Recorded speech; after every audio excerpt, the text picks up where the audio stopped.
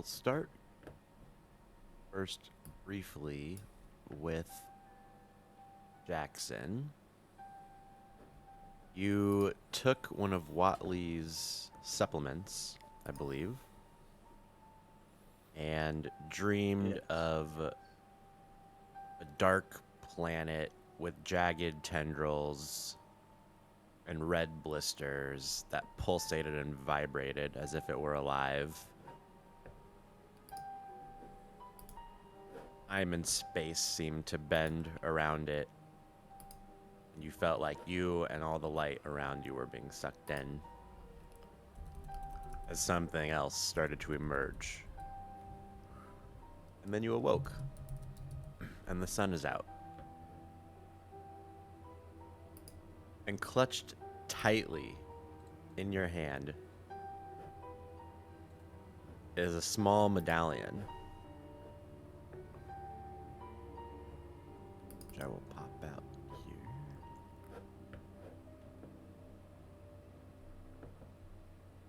Gosh, I have so many.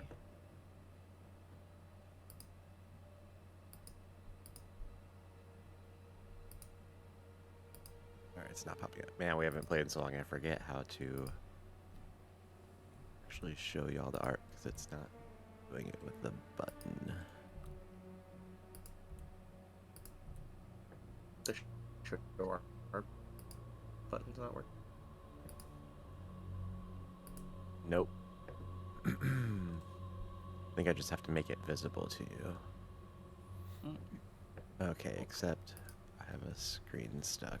What the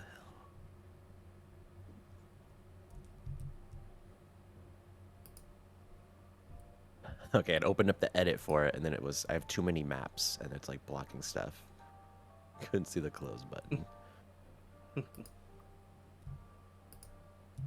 Alright, you are now... It should be available in your Mythos artifacts.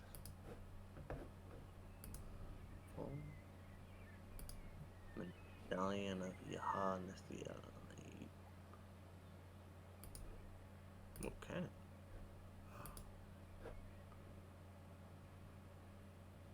Looking at this thing. It's totally away that I was, I think. Oh, here we go. To view item artwork and then show art. There we go. Okay. Interesting. And then we're gonna move to the father. Okay. Just wanted to start you off. You wake up from this very vivid dream that you feel like you were floating in space, like you were actually there. I don't know if you remember, but it looked like this.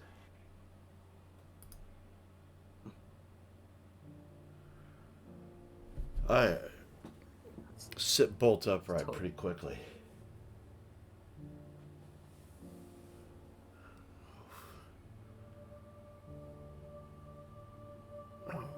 Why do it be coming with me? None of this makes any sense. And after a couple of moments, I sat up on the bed and I can't remember what I was wearing, but I get dressed, grab my crucifix and my Bible, and what time of the year is it again? Just after New Year's. Oh, okay. And a coat. So you would only... Yeah, it's a little cold out.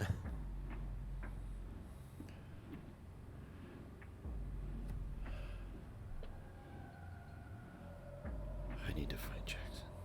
I'm talking to myself. I really am.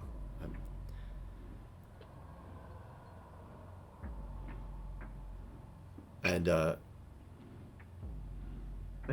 I head out. I just walk out without, not even checking to see how my hair looks, wash my face, none of that.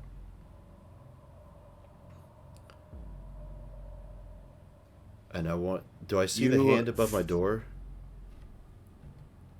If you walk out, well, so the night before you had heard the sound of the moon beast creature right outside there, so if you think you would look around and be cautious and you'd probably see it because it wouldn't be very well hidden. You kind of stuck it up there just so that it would not fall. Yeah, no, I would be looking around. Just Yeah, I kind of like hit it. and I just stare at. Do I recognize it? Did I see it before? I can't remember recall. from last session. Oh, I kind of. You had seen it. And did I had seen Jackson had it? Yes, it was when you were leaving the Watley house. It was hanging very obviously in front of the door. Okay. I stop and I look at it. I can't believe I'm doing this. I take out a handkerchief, pick the hand up and wrap it in the handkerchief and stick it into a pocket of my coat. What are you doing, David? I shake my head and I go outside to go to the hotel. It's morning. Yes, it is morning, you said. It's early morning. There's people, church is constantly busy. There's people always around praying, conversing quietly, and you feel all eyes upon you as you move through the throng. Even as you go out into the streets around the church, you suddenly feel very out of place, and everyone is always looking at you as you move by. Word is spreading. I think I would nervously just glance around often, just jerking my head from left to right and clearly showing signs of discomfort.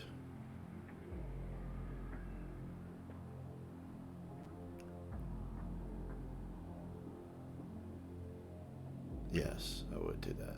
And I will. I think it would just even be obvious in the way I would walk as well. Just kind of disjointed and fast paced at some points and then slow at other points as I make my way to the hotel.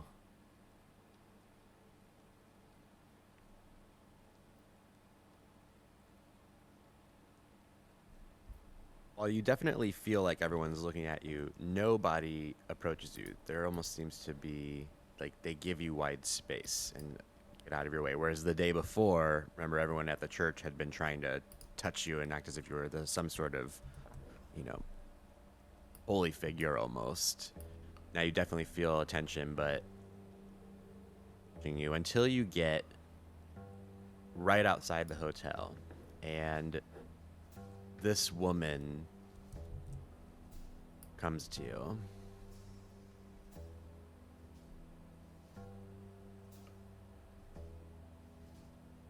Do I recognize her? No, I do not. I don't know that one. You do not. As she grabs your hand, almost kind of as you're turning a corner right away from about to enter the hotel. Father. Do I know you? Who are you? You do not know me. But I know you. I've seen you in dreams. And she gets up close to you and kind of whispers and looks around nervously.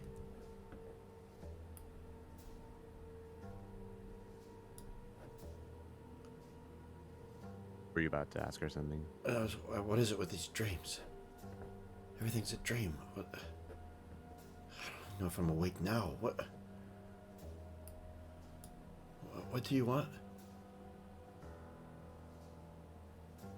Puts her hand on your cheek and is gazing into your eyes. She says, "You are awake. You alone. You have it with you still."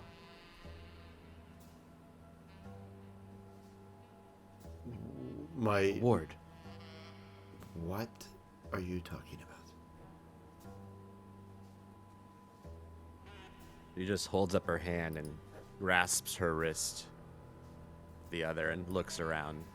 You feel as if she's almost scared of something. Child, what is wrong with you? The ward that I placed on the door, did you keep it? Do you have it with you? What would it look like? She is a hand.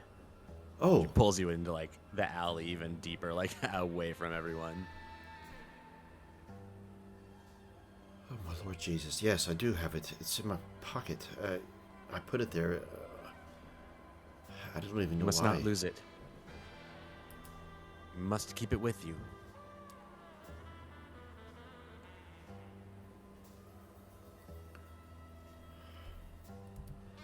They cannot pass, cannot bend around it. And then she like looks into the crowd and her eyes go wide and you follow her gaze and you see a tall figure in a top hat wearing a heavy coat that goes all the way down to their shoes. And everyone is almost just moving around them as if they don't see this person, and he's just standing there still. And she says, I must go. We cannot be seen together. What and is she your starts name? to dart off. What? Didn't even get her name. I'm Etna. Edna. Okay.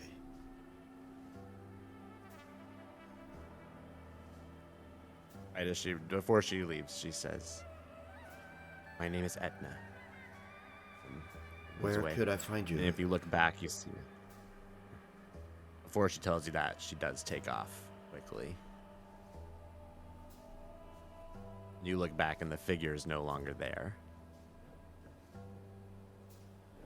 You and Jackson both have seen this figure before, kind of stalking you. Jackson even saw it back in New York.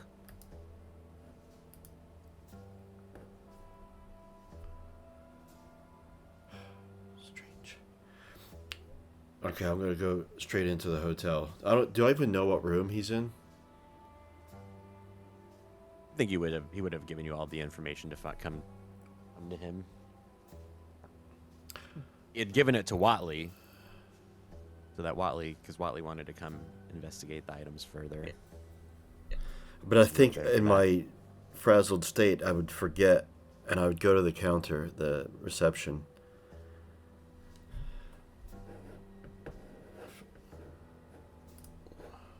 It's a young woman in her early 20s working the desk and just smiles at you and says, welcome.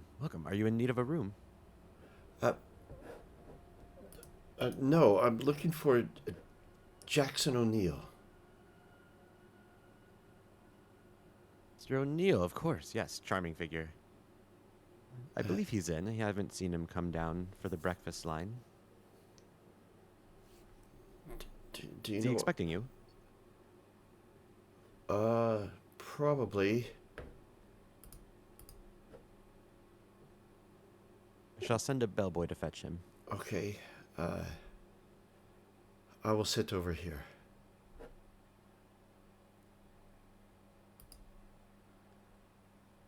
And I'll sit to where I can kind of keep an eye on all exits. And I'll just look around. If there's anyone in there, they probably look at me kind of strangely. It's a pretty popular space. There do appear to be tourists even here from local areas, even as far as Boston. The hotel itself was 3 times as big as the Seaside Inn used to be, so probably even a little overwhelming to you.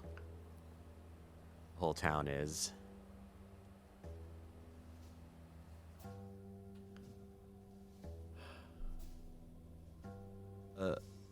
Area seems to be paying you any mind, though. There's a lot of coming and going. And it doesn't take long before Jackson comes down to the lobby to meet you. As soon as I Ah, Father. see him. Oh, Yes. I'm glad you decided to come. I wasn't getting the best rest.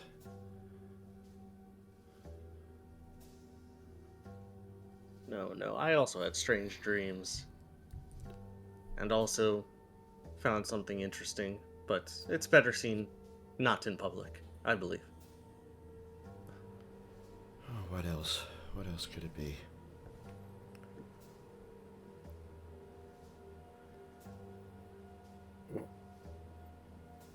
Where, Shall we go to where? my room and Oh, discuss it? sure. I look over my Or would you like shoulder at some the door. breakfast? At the door. The entrance to the goes out to the street. Breakfast. Yes, I If I haven't had follow his anything gaze, to. do I see also? I haven't had anything to eat. There was a woman, Etna, dark skinned.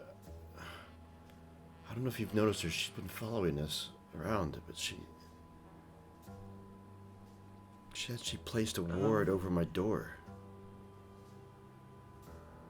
Ah, the hand. Yes.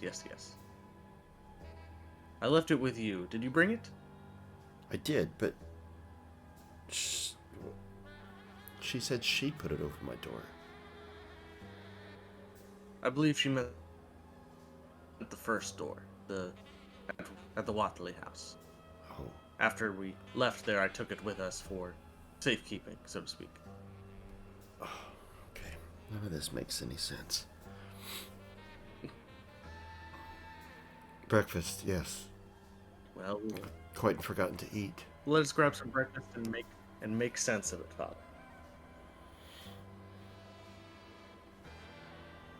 Yes, that would do. That would do nicely.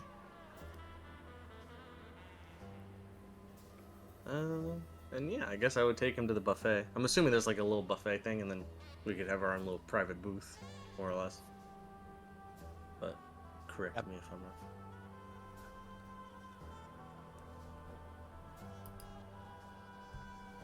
What was that? Yeah, you definitely. It'd be an open breakfast style at the hotel for guests.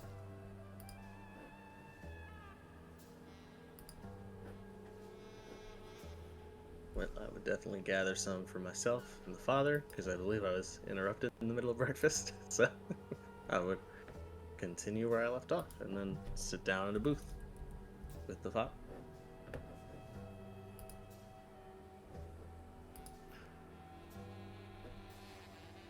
Yes, I will sip my coffee.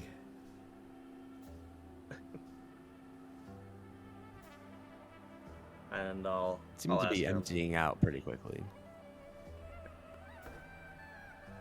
So, Father, you said a woman came to see you? Etna?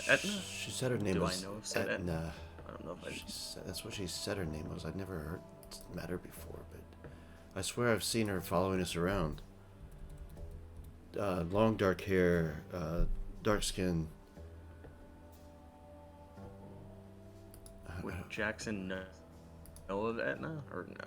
I just don't know how much I've been to the town in terms of or who I've run into. Probably not, yeah.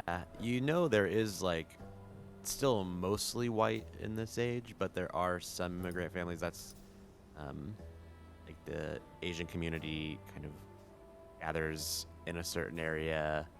Black community kind of has a certain area, but it is mostly white. And so you might have some idea where to find her, but little, the same way you know that, oh, we can go to Yun House and like probably find out anything. He kind of, you know him as an information dealer too. Probably find out from him. But I'll state she obviously seeks to protect you if she leaves a ward on your door, a very valuable one at that. So Yeah, she said something that I don't think she is ill will towards you. She said they can't bend around it. Do you know what that means? Well, it's supposed to ward off creatures and strange entities based on malevolent spirits, that sort of thing. If you believe that, of course. I do believe it, but, I thought it best left with you, considering your circumstances. Although hopefully it left you undisturbed during the night. Well, physically, yes, but my dreams were interesting to say the least. Yes, mine were too. What were yours? Describe yours. The last thing I remember is floating in space with this weird black planet. Actually, would I even know this at this time period?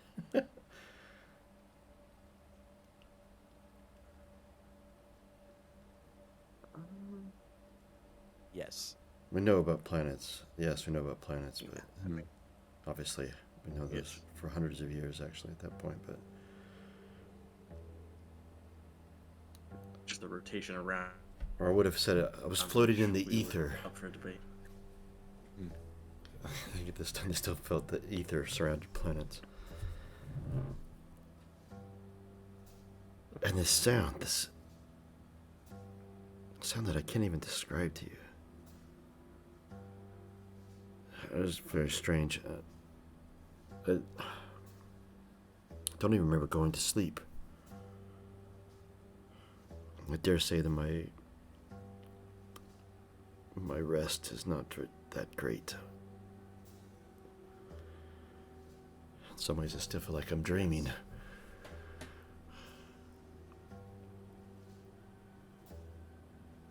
Yes, it does seem that way. Back in this town, but try to get what rest you can. But yes, I decided to partake in Mr. Watley's. Also had interesting dreams. I viewed similar to what you say, but more on the ground. And when I awoke, I also had this in my hand, and I'll open it, kind of just so you can see in my palm the medallion. That just See appeared if in it your sparks hand any when you PTSD awakened? memories from him. Do I recognize it? Such as has happened before. Yes. Yes. Whether I was placed there or. Do I lose unicorn? Oh, that light up.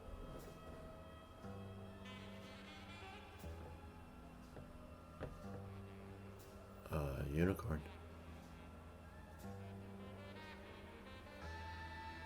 Saw his bubble.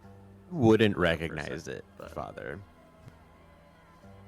He still might be having issues. Oh, there we Put up again. go. It is Recognize it. rusted golden amulet with the engraving of this many tentacled creature, but you wouldn't recognize it, Father.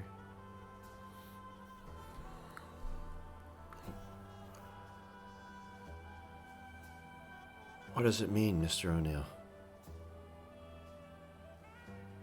I How do could it just appear in your hand? not know. No. I decided to. Well, there are some theories. Some more mundane as someone putting it there, and some more hard to believe, like discussed at Mr. Watley's house with astral projection. However, I have yet to more thoroughly examine it, and I kind of turn it over in my hand. Do I see any like writing on it, or do I mean, I know it has an engraving of what looks like Cthulhu, but anything, and it looks like a locket. So, unless it's just the picture. So, As far as you can tell, it doesn't open up. It seems to be a solid piece.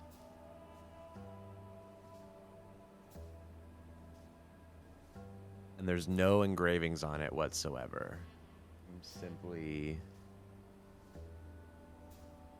other than the creature, which bears resemblance to the creature brought back from with the Deep Reaver, but not quite as whale-like. It has more of this sentient look to it.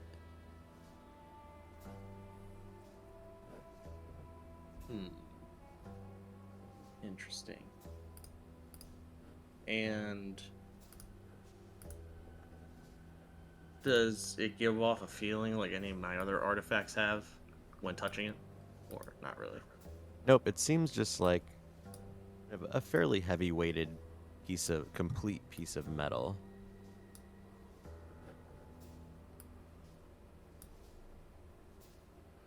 The image looks hideous. And when it does.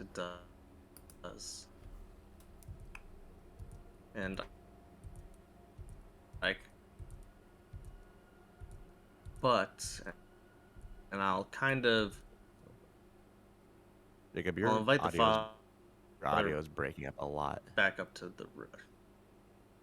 Would you? I would like to inspect it with some of the other objects, father.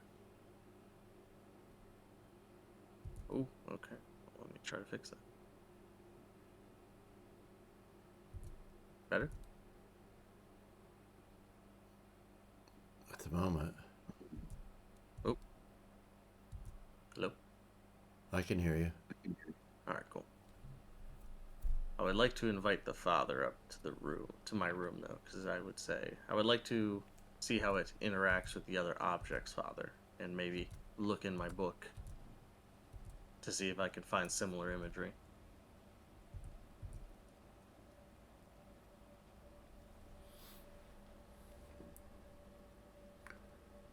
Okay. I just noticed whatever those stains are around the amulet, and I'm not thrilled.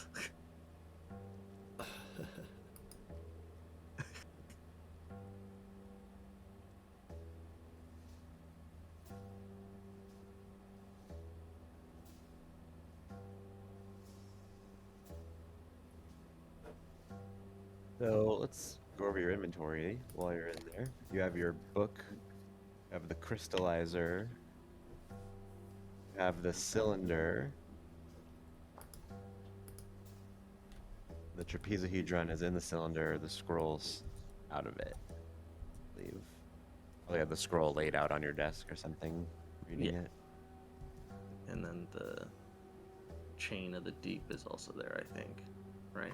Or no, that's No, Turner that has that was, somewhere, someplace. Exactly.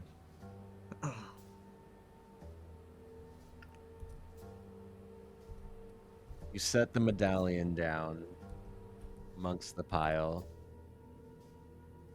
Nothing appears to happen.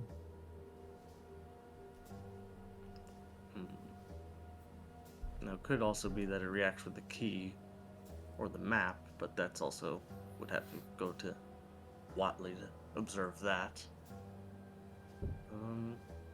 Flipping through my book, do I see imagery of this? Briefly, no. For an in-depth one, you'll have to roll. Alright. Be prepared to smash this thing, father. for my sanity, but we're gonna try it. So, oh god, it's been a while. Do I roll the investigate first, or do I roll the insight? Just straight up. You roll a normal roll with the insight dice. Okay. The litigator doesn't apply. Curious is your flaw. That can apply if you want it to. Within human capabilities. Well, it has to do with my hobby, right? Because I said occultism or whatever it was. True, so you'll get a dice from occultism. Alright, cool. So, let's see what happens. Profession. Okay, thank God. Litigator.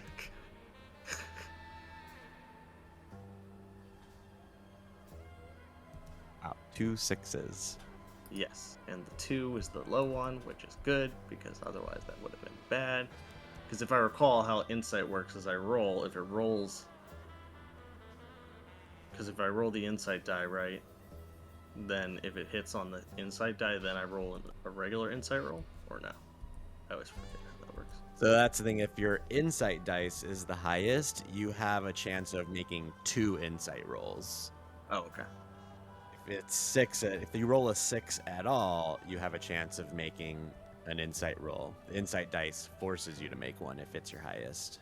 Gotcha. And then you might have to roll a second one, depending on what happens. So we'll start with having you. Let me see.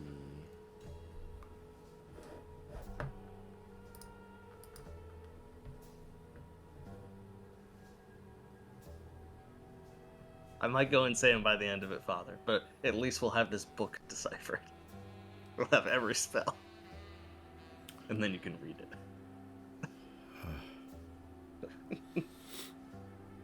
I feel like I'm living in an insane stupor. Nothing has made sense.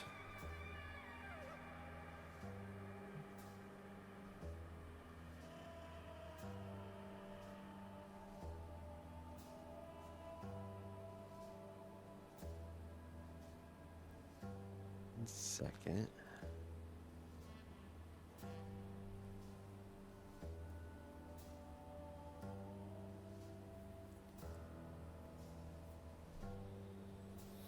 So you find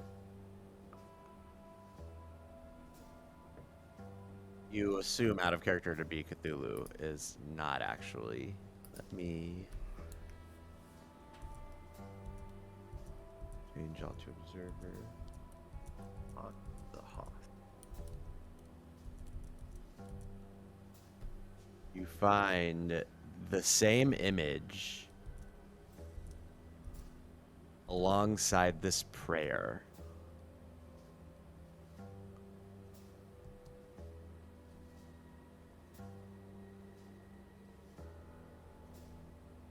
O cosmic sire in realms beyond the skies, all consecrated be thine appellation. Let soon arrive thy reign, let all be subject to thine ordination. On this dull sphere, as in thine own dimension, grant us our sustenance at each nocturnal feast, and stay thy wrath at our inept offenses, when as our blades we fail to stain blood of those who once have thee offended. Draw not our souls down perilous paths alluring, but rescue us from enemies malefic. For thou dost rule in cosmic empery, in vast puissance and fulsome fulgury, through endless kalpas evermore enduring.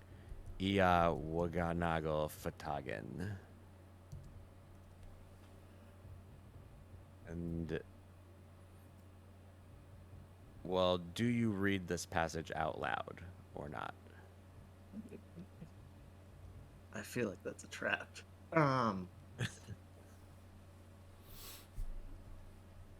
So as you're even reading it, when you open the book and find the passage, you both hear the sound of the moon beast. There it is. There's the sound. Can you hear it? Yes. One, if it's not already hung, we're gonna hang that hand. Huh? The hand? Oh, it's in my pocket. Here. Yes, and I'll nail it to the top of the door. Two,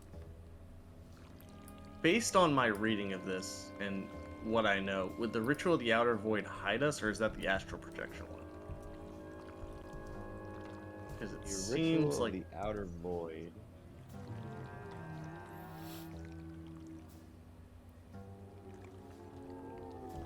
Ritual of the Outer Void was how he banished it.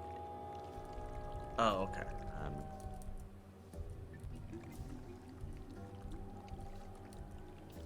That's how he banished. Okay, gotcha. So that might help if it comes in to attack us, but alright. Can't tell where the noise is coming from. but it does start to fade. Okay, good. Then See, Father. there's A another ward. earthquake. Oh God. And this one is violent. And it feels like it's right under your hotel.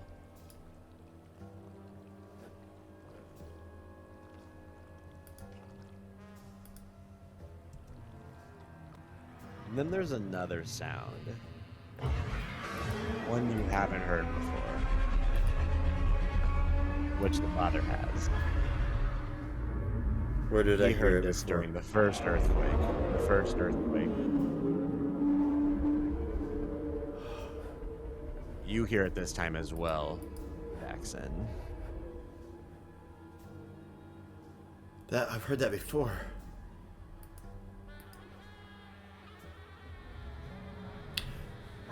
Okay.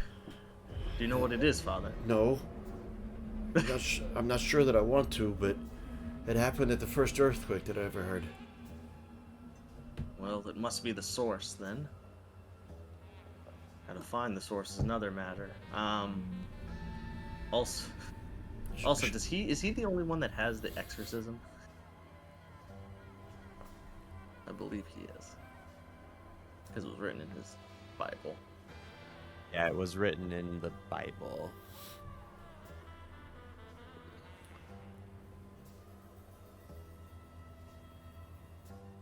You gonna start trying to banish an malevolent or recalcitrant spirit there, Father? What? No, this is the OC, because you're the only one that has the Hana formula exorcism, which according to the description might get rid of malevolent spirits. All of the items are tumbling off of your desk. Pictures crash in the walls. You hear people outside screaming. It sounds as if off in the distance something large collapses. And the scroll case rolls as it hits the floor and right up to the father and against his boot. Oh no. And then the earthquake stops again. And everything is quiet. Other than the far off noise from out the window of people outside yelling. Lots of commotion. Well, for the sake of keeping all our items, I'll try to scoop them all into my bag again.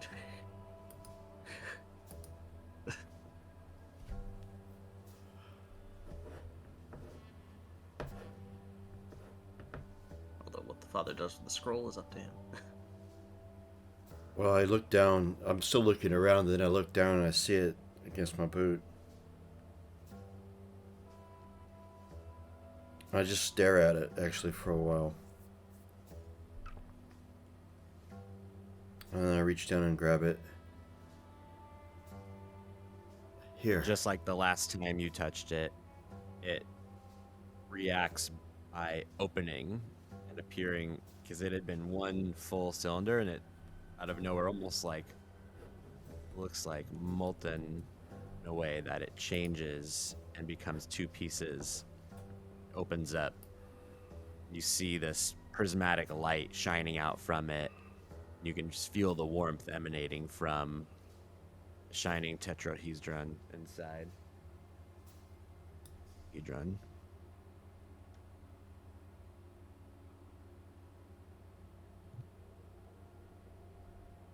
I looked at Jackson.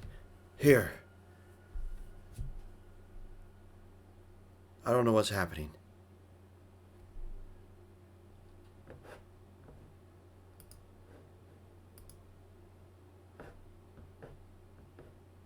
Jackson. The last time we touched it, Father, it did not end so well. But if you wish to delve back into it, I mean... Oh,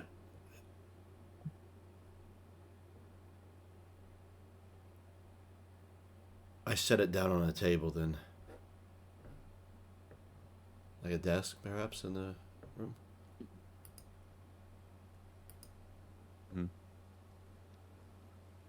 So, at the time we only had it, right?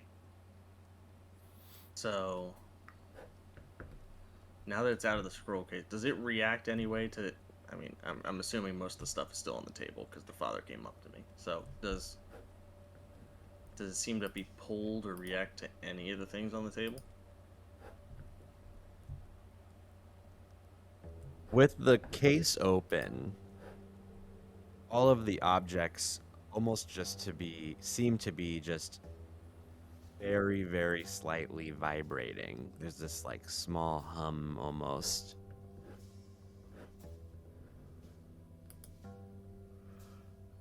I'm just standing close, just looking at all of them.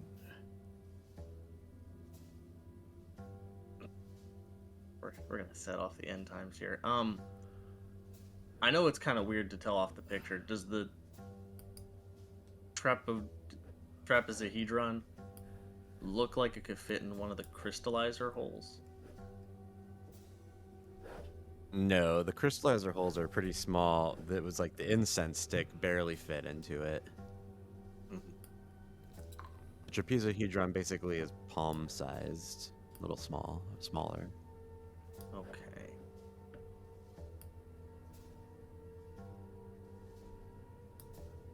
So they're all vibrating at the same frequency, really? Okay.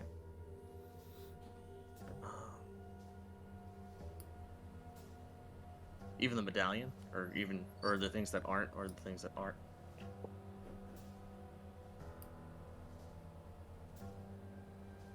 The medallion, the crystallizer. I guess those are really the only two you've got. Huh?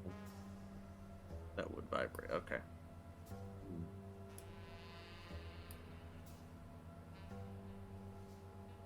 Alrighty. Well, they seem to react in some way. By the way, just because I know it's been described, I don't remember if Jackson's seen an individual, but I know Burner had. Does this gold kind of match the masks?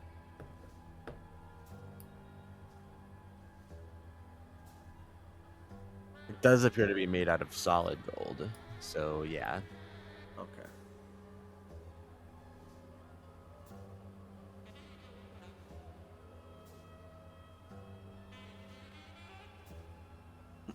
Do you know what this Jackson. means? No, Father. There's still some pieces missing. The medallion, I believe, has to do with the cultists.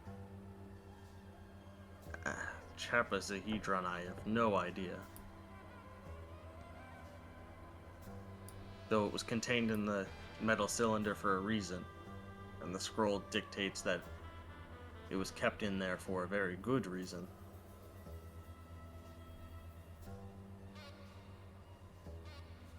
As it neutralizes the power of said demon god.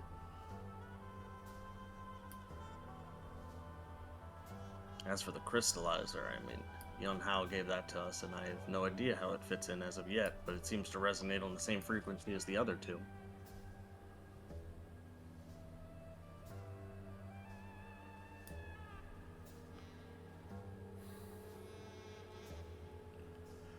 I'm afraid I'm out of my depth with this. I don't know what any of this does.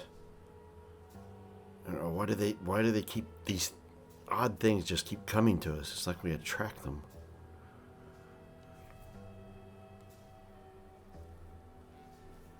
Yes, or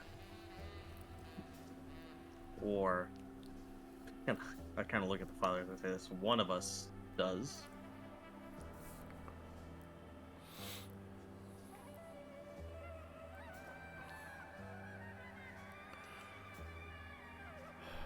Along with the prayer, you find. Well, because did you have another book actually that was journal? Yeah, I think I have my own like journal stuff, because I forget if it's mine or if it's like Turner's, or I could be wrong, but I think that's what my personal item is, if I recall. So, symbol you recognize, which was drilled into your brain your whole life, is the symbol of the gate. And that is very prominent in this passage you just found.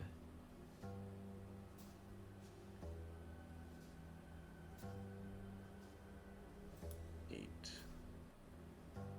That was one of the first symbols that Turner kind of figured out. Or maybe actually it was the father that figured it out. And then thrust the Oh, stone yeah, into the the stone that riverbed. was thrown.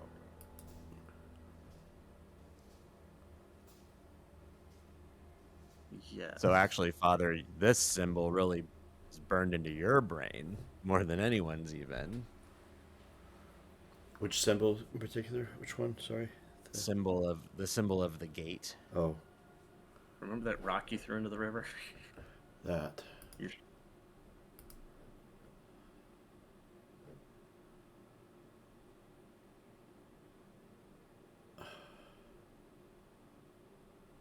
I don't.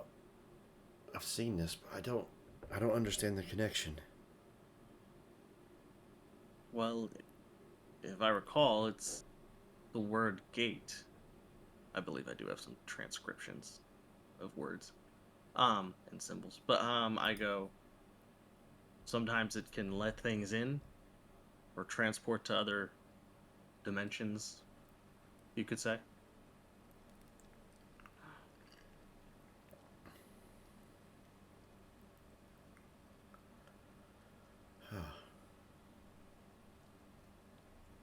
And that's where it's believed that has happened to me. That I went through some sort of gate. And I've come back decades later for everyone here, but no time has passed for myself. Yes. Perhaps these cultists are trying to open a gate? And maybe the stone you had was part of it, or maybe. Which would explain their interest in me, thinking that I might have the ability to aid them. Yes. Or maybe. Maybe they're trying to close the gates they opened when they took the Deep Reaver out, but. I do not know their motivations per se. Though this last passage, and I'll point to the Patagon thing. This, I believe, Turner said he has heard before. And has Jackson heard it? I forget if I've heard that chanting again. But yeah, on the other side of the phone, right? Yeah. So, I'll say, and I heard this on the other side of the phone from the manor that was called.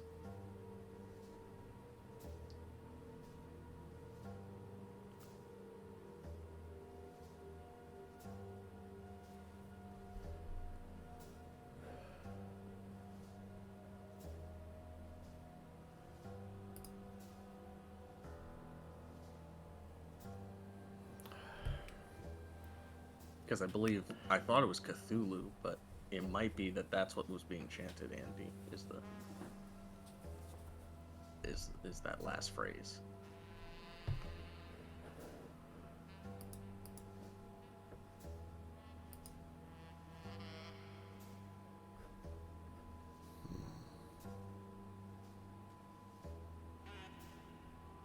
I'm not roboting again, am I?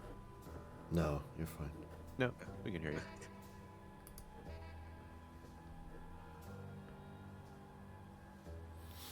The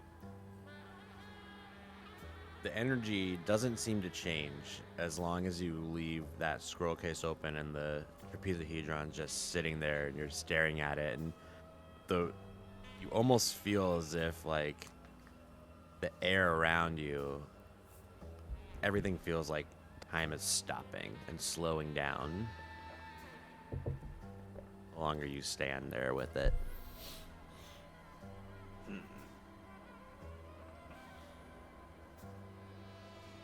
Obviously, it's dulled in the case, but if I put like a cloth over it, does that seem to mitigate Nope. anything? Okay.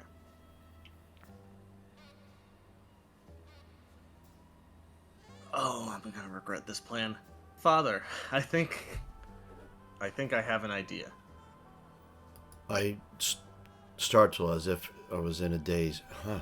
Yes. What? A plan. The next time our mystery follower shows up, Yes. we should open this and try to catch him unawares.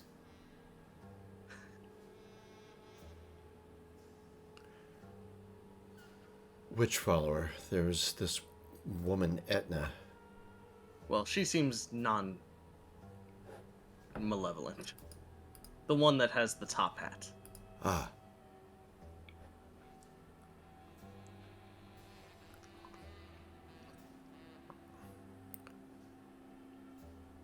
What do you think will happen? Well, it seems to connect with other objects, and I don't know if you feel the aura about it, but it seems to do something. I feel something. And at least the way it was described, it seems to slow down, which it seems this other thing is fast moving and agile. So if it interrupts that at all, we might either A, be able to get a better look at it, or B, maybe even speak to it, or banish it if it is malevolent. But as of yet, it's just watching us, so. I'd like to quite know why it is watching us. As would I. And Or at least along with our tail. a number of other things I'd like to know. But I propose, if something other than this earthquake is revealed, to go visit that museum that was described to us. As I believe it might be involved somehow. Or at least have something else to investigate that might help us in our endeavors.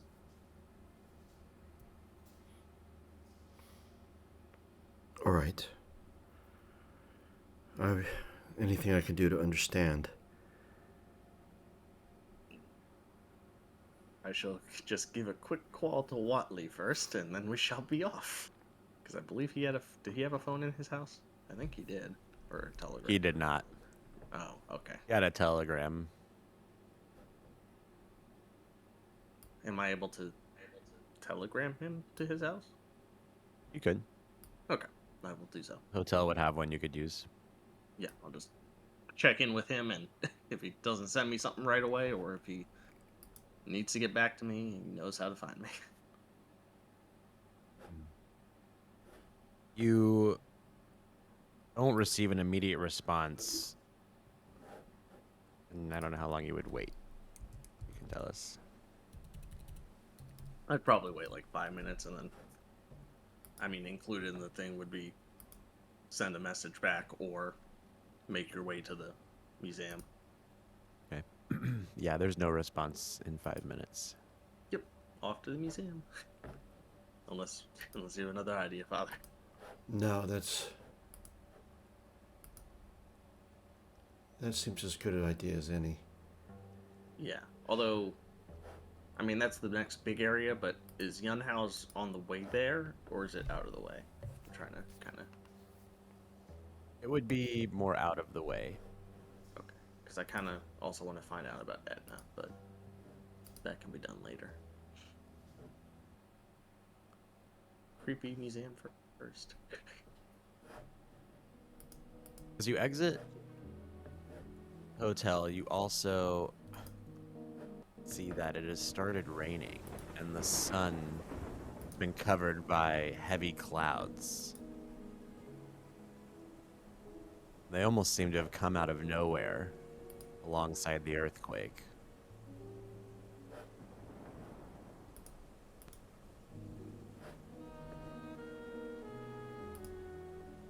Museum is crowded. There are a lot of people flooding it. You don't even seem to be giving the father much heed as you move through. So many other things to look at. The main attraction, of course, in the dead center, is this mummy.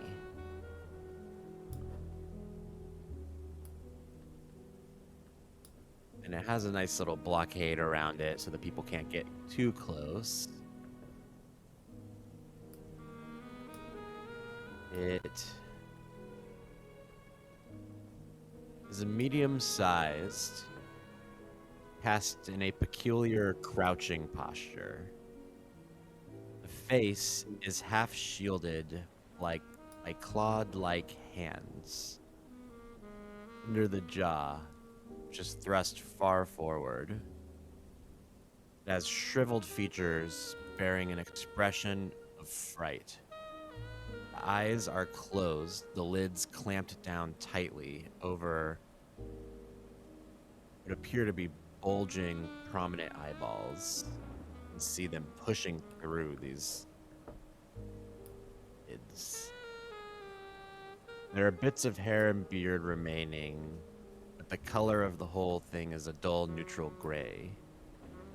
It appears leathery, but also stony, and bits of substance have been eaten away by time and decay. Fabric clinging to it seems peculiar, and you hear a man who's sort of a docent talking to some people and saying that it is still unknown what design the rags are, which is part of what makes it such a novelty.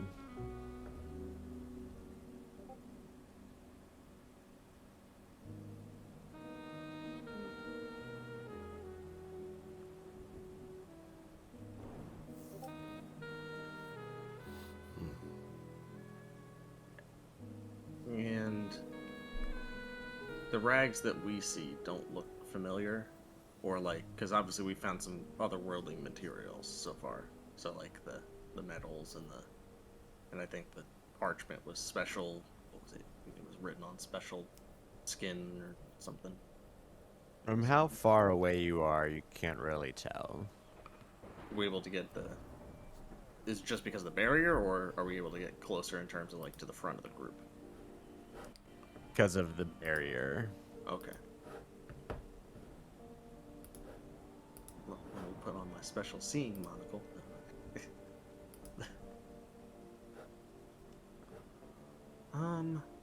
Is there many people around? There's a lot of people around. You're having to push through the crowd just to even get up to the barrier. Is the mummy the only thing being shown in terms of, like, when you say mummy exhibit, is it literally just the mummy, or is there like items that are also associated with the mummy that are placed around it, like, you know?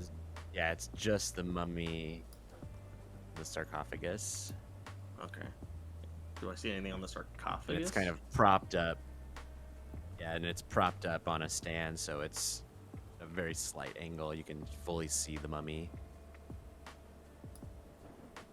Okay. Do we see any like writing on the sarcophagus, or any symbols, or at least from this? There would be symbols on it, and they match the scroll. Oh, you can read that, Father. And it pretty much, exactly, and it pretty much confirms what's on the scroll. You see the name.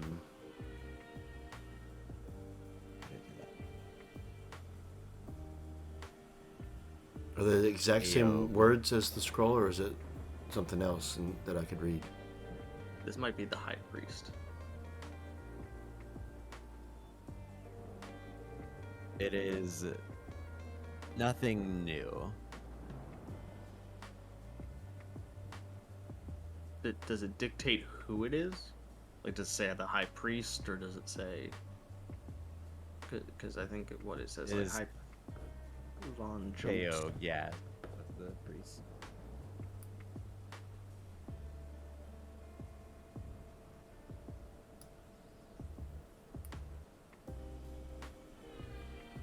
because Teog is whoever confronted this other guy. But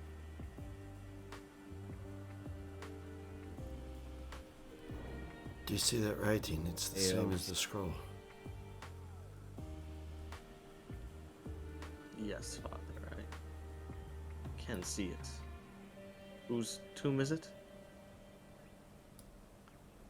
Can I tell?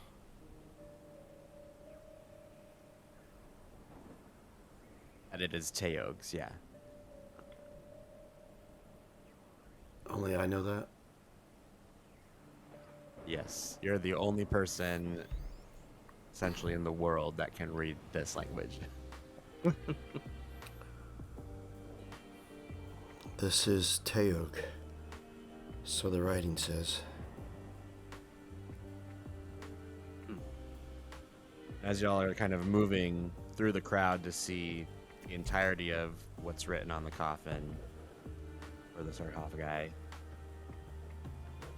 there is essentially a passage that says, "Do not release." Right. But Mr. Neal, I think we might want to pay attention to this bit. It says don't release. I kind of look at the whole situation. I go, it might be a little late for that, Father.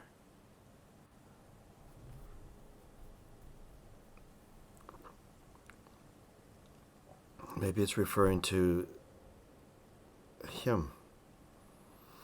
Could be. Or, and I kind of look towards ourselves. I'll go, or it could be, do not release the tetrahedron that we have. Or it could be the cause of these earthquakes, but I remember Turner mentioning such storms when the Deep Reaver came back and the creature was about, so could also be that.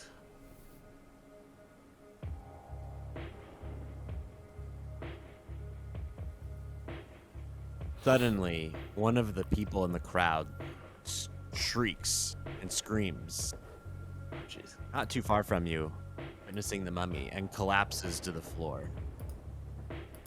And that was a huge rush of people, some running away, some running towards, while the docents try to get people back and give space around the person. Hear it yelling.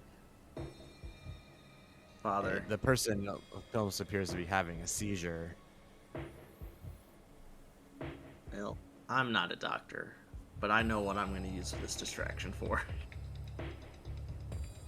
And I would like, because everyone's running in every direction, right? It seems. Yeah. It's a bit of a quick, Okay. just chaotic for a moment. I would like to use this chaos to get closer to the sarcophagus. Okay. And see what I can find or inspect there. What do you do, Father? Look around nervously and seeing what Jackson is doing, and then looking back to the commotion going on at the same time. I look back again at Jackson, back of the commotion again. Oh, David, what are you doing? And I go and join Jackson. What are you doing? We need a closer look and to find what we can. And I kind of will. I'm assuming there's some angles that kind of give us a little bit of hiding room along with the chaos. Because it's all propped up and stuff. But, yeah, just let me know what to roll or what we can find, if anything. Essentially an investigation roll. So I'll roll as well. just you'll Cultism both doing it might together, help. so each roll. Yeah. Cultism might help me here, so that I can do. Father, you have Scholar, Yeah, I believe. I do. Well, I got the bare What's minimum. your Flaws Hides Pine Cross? Yeah. It sounds like we each get 2 dice. roll better than a 2. My issue is, I was like, should I dip into the insanity rolls? I'm like, I'm already pretty Got a close. Oh, 6. A 6. Oh dear. Uh-oh, and probably make an insight roll. Here we go. you knew the guy when you went over there. No, Oh Oh dear. yeah, it's a good friend. You hear the person, you just hear someone yelling. It's eyes! It's eyes! They stared at me. As you approach, you see that the mummy's eyelids are now open. Well, These that's not normal. bulging, disgusting, insane looking, bulging eyes.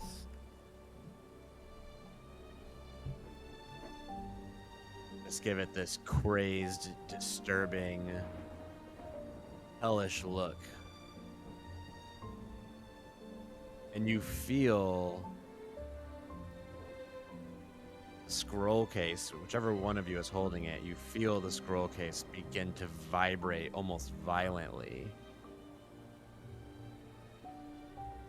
And Father makes an insight roll. Well, you have a better shot than I.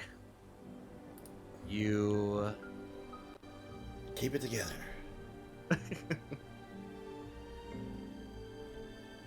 are overcome with this vision.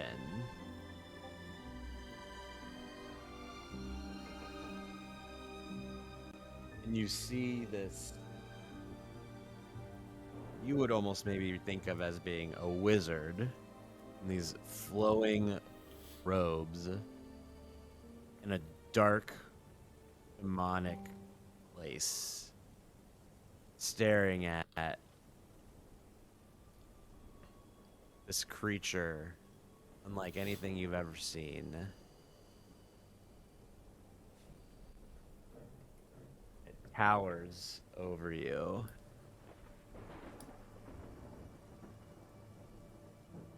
And then you realize you are the wizard. You are wearing the robes. And in one hand is your rosary, and in the other, the medallion.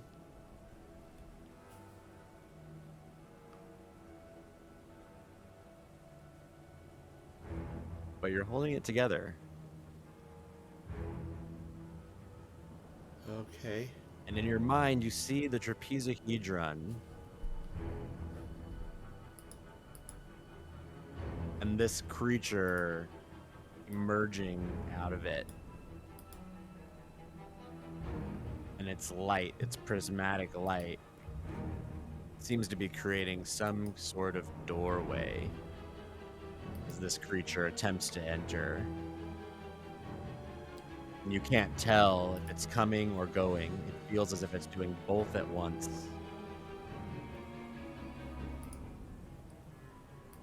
And then you snap out of it and you find yourself again back in the museum, the mummy in front of you, its eyes bulged.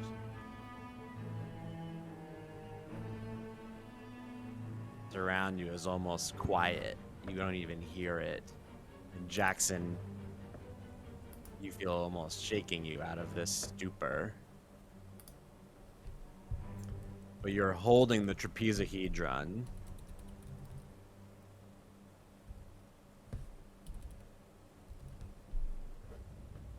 And then there's another earthquake.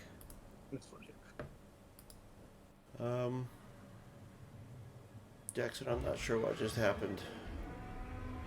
I went somewhere.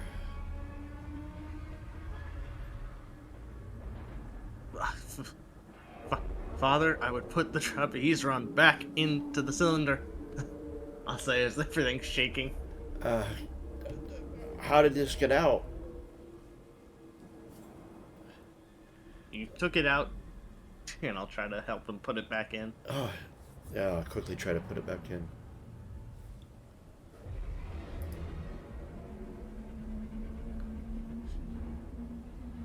You're able to do so. You Earthquake's find still that going. when you're holding the scroll case, it remains open. Like, You are not able to close it. Well, yeah. Oh dear. But he has to put the trapehedron back in the scroll case and then hand it to me, and then it's a solid object. Here, take this. Take it. Take it. What the I'll hell take is it. that?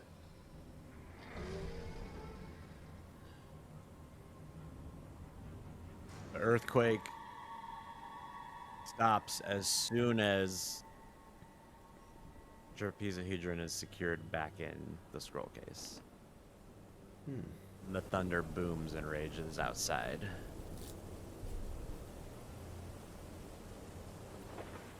Museum is people are now in almost a panic mode and trying to escape from the museum. Yeah. Not to be a guy that defiles corpses, but there's nothing on him, right? Other than his rags No. or in his tomb.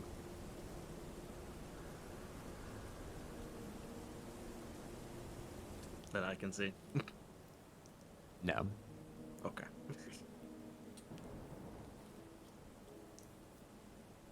No, I think we've You two, what do you think you're doing? Get away from there. Suddenly you've been spotted. sorry, we're sheltering from the earthquake. It's all kind of. I'll just I'll give the see. guy a strange look. I'll say that. That seems like a reason that people would believe. And then he's gonna usher us out into the street of danger with an earthquake.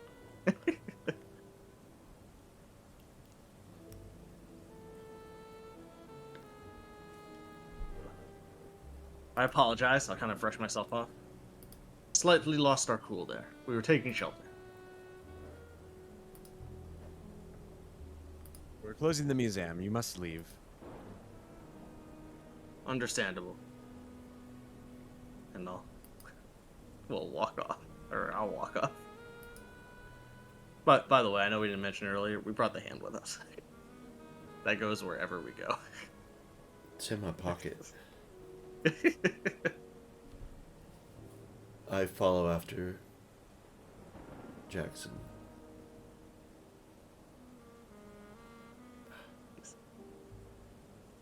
People on the streets seem a little wary.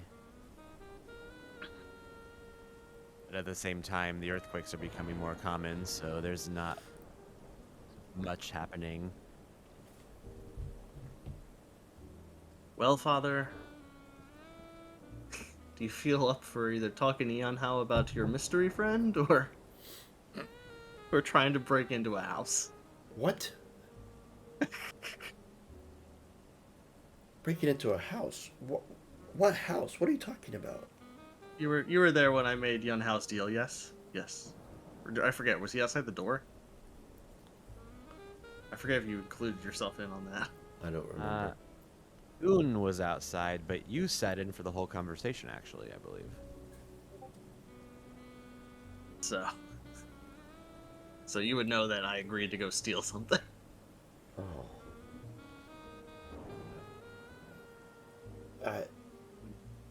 Sorry, acquire something. I can't be a part of theft. The Bible is very clear on this. To be fair, I doubt the white butterfly belongs to them.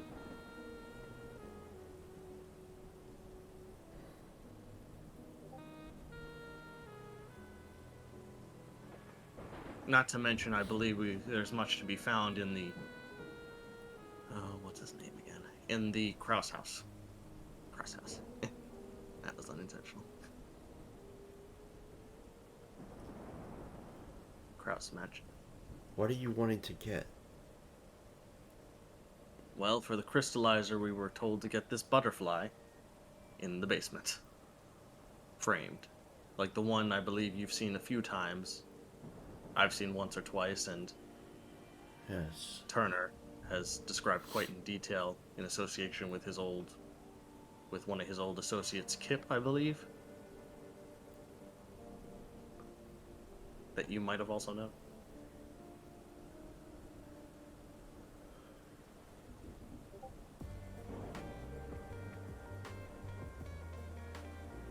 If you want to break into this house, I will not stop you, but Well, to be fair, I would like to be invited in and just, have it when we leave, but yes. In short, yes.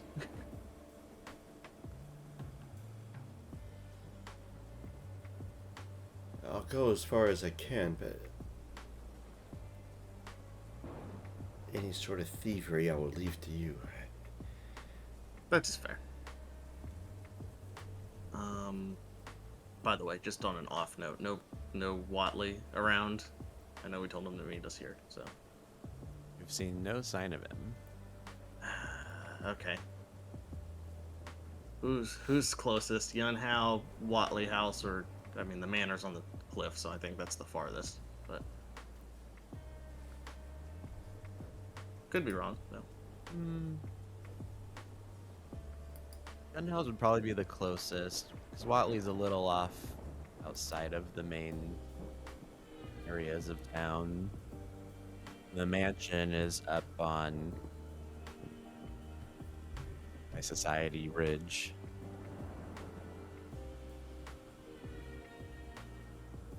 Yes. Okay. Well, I guess I'll go to Yunhouse first. Sure.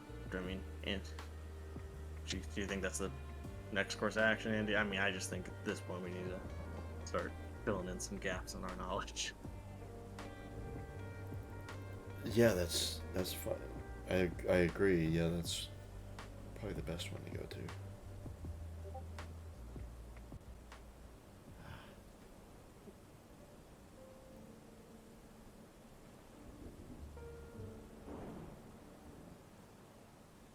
Gunhouse is lively as ever.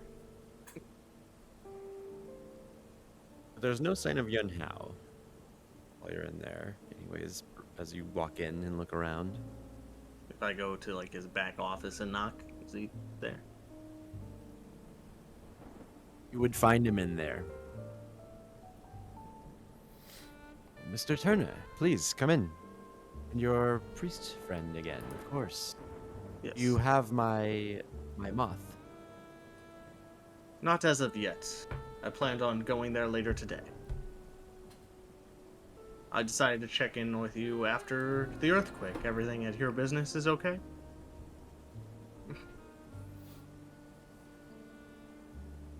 No real damage from the earthquake, fully.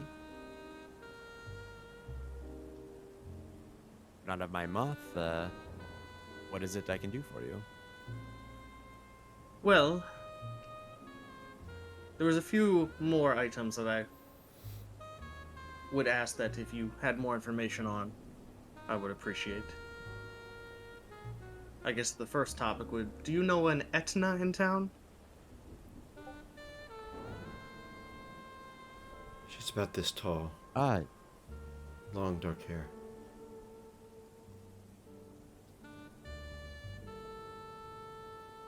Do you say I know why? of who you speak. She is a young seamstress.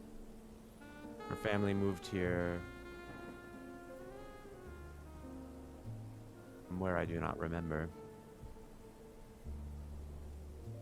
A few years back, they arrived. Maybe 5.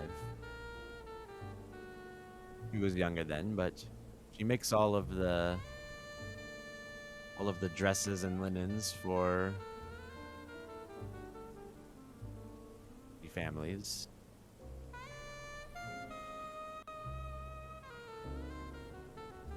I believe she lives in Prescott Mansion.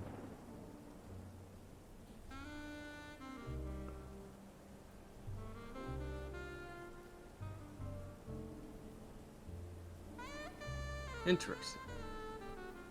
And that's all you know about her, now? I'll say, as if I know him.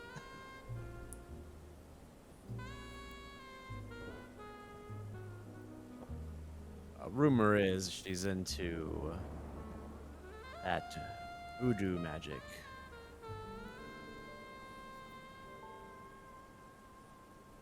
Oh, that would My make grandmother sense. was into similar things. I know little of it. Ah. Well, thank you for that information, Yunhao. Now, while you know little of that, do you know something of this? And I'll kind of pull out the medallion and place it on the table.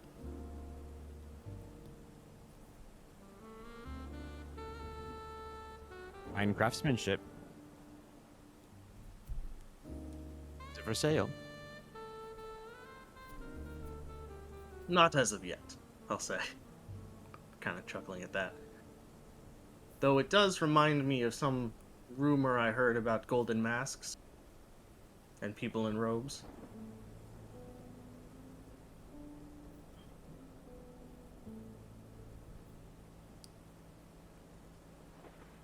Well, there are rumors of the upper echelon of Brindlewood Bay having little gatherings and clubs where they wear masks, but how many of them can actually afford gold?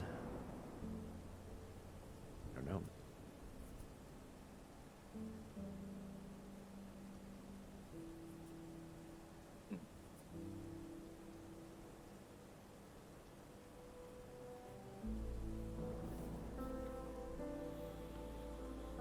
Quite, we took up your suggestion on the mummy. It was quite a sight.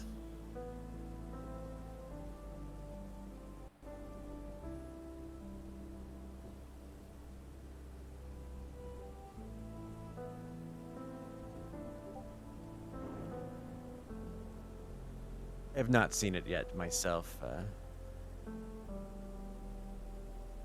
don't know. I don't really like being around the dead.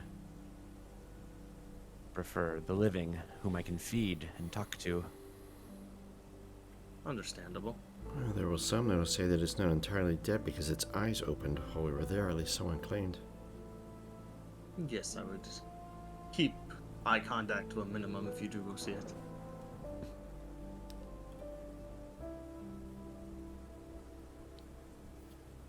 I think I will. Sounds quite dreadful.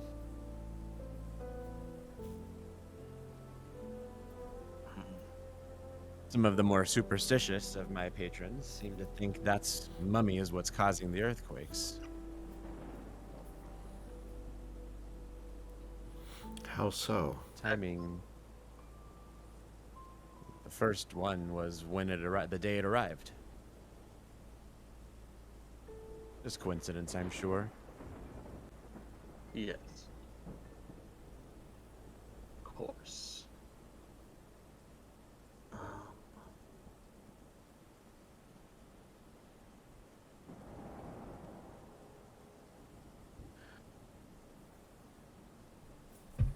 Well, thank you for the information, Yun Hao. It's always a pleasure to speak to you, and if you find anything else about such topics, or if you have a suggestion on how to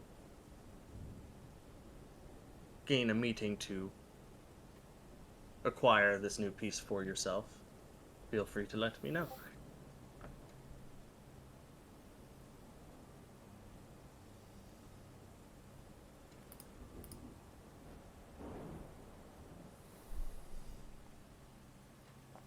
You stay for a meal before you must go? Are you in a rush today? Well, there's much to do. We may not get another chance for a while, though, Jackson. The father hungry again? So soon after breakfast? Well, with all the excitement at the museum, a small bite might... I could use some more coffee to stay awake. Well, father, if you wish to have a short meal, we can sit and then Just make a for just a sandwich.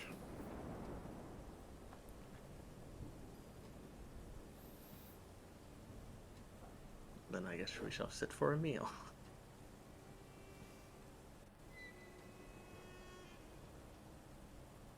About halfway through the meal,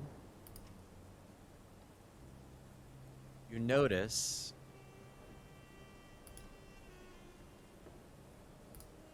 a man in the top hat sitting in the far corner of the room. I don't know if our trapeze on plan should happen again. Considering what happens when it's out of the case.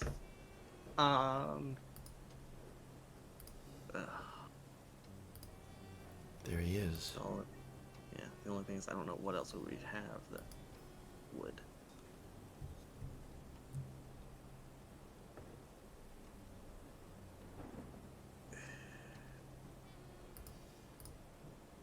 Because what is it?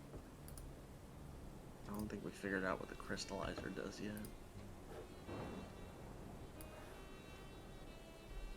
How far away is he? And is he looking at the House is pretty big. He is almost around the corner, like far off, just in your line of sight, but there always appears to be a shadow around him. You can't make out his face. The hat and the gloves and the heavy coat are the most notable features.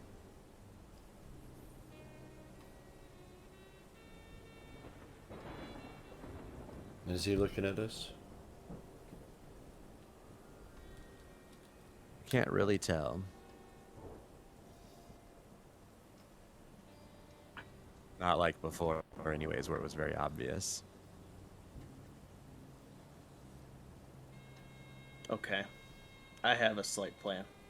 But Why do I think this is going to end in badness and ruin?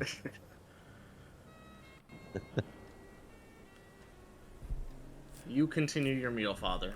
Okay. I shall excuse myself to the restroom, Oh, that doesn't sound and very I shall dangerous. try to find a way to go to him. Because I believe he's sent to watch us, but he can only watch one of us at a time, as far as I am aware. And I'm just to sit here and eat. Yes. Yes, quite safely, I might add. Uh, I've taken the dangerous task upon myself. I'll keep the hand.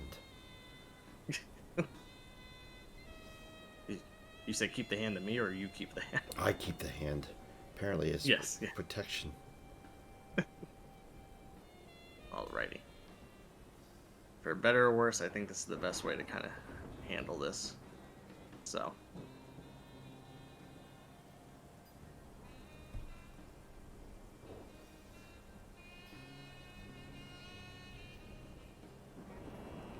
Are you I just would like- pretending to go in the bathroom and trying Yes. to find a way to get to him?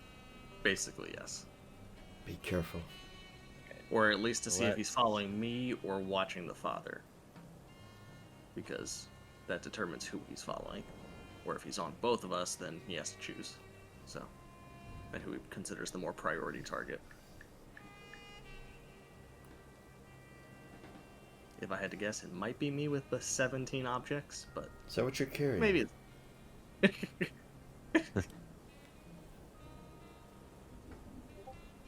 So do an other action roll. Okay. We don't normally do those. Within my capabilities, I don't... I would say probably not in my occupation, but I don't know if occult applies here because I don't know what he is. I don't think a cult would apply. Do I want to trust the one dice roll? Well, I mean, if I roll a 6, I have to roll insanity anyway, so, you know, might as well. Not necessarily. I'll risk it. Or, well, I have 2 dice, because the more dice I have, the less risky this is, right? So, You have 2 dice? well, just because human task, and if I added the... Because it... Oh, you're if thinking of it- adding your insight dice? Yeah, but if I roll higher on that... You then go it's- crazy.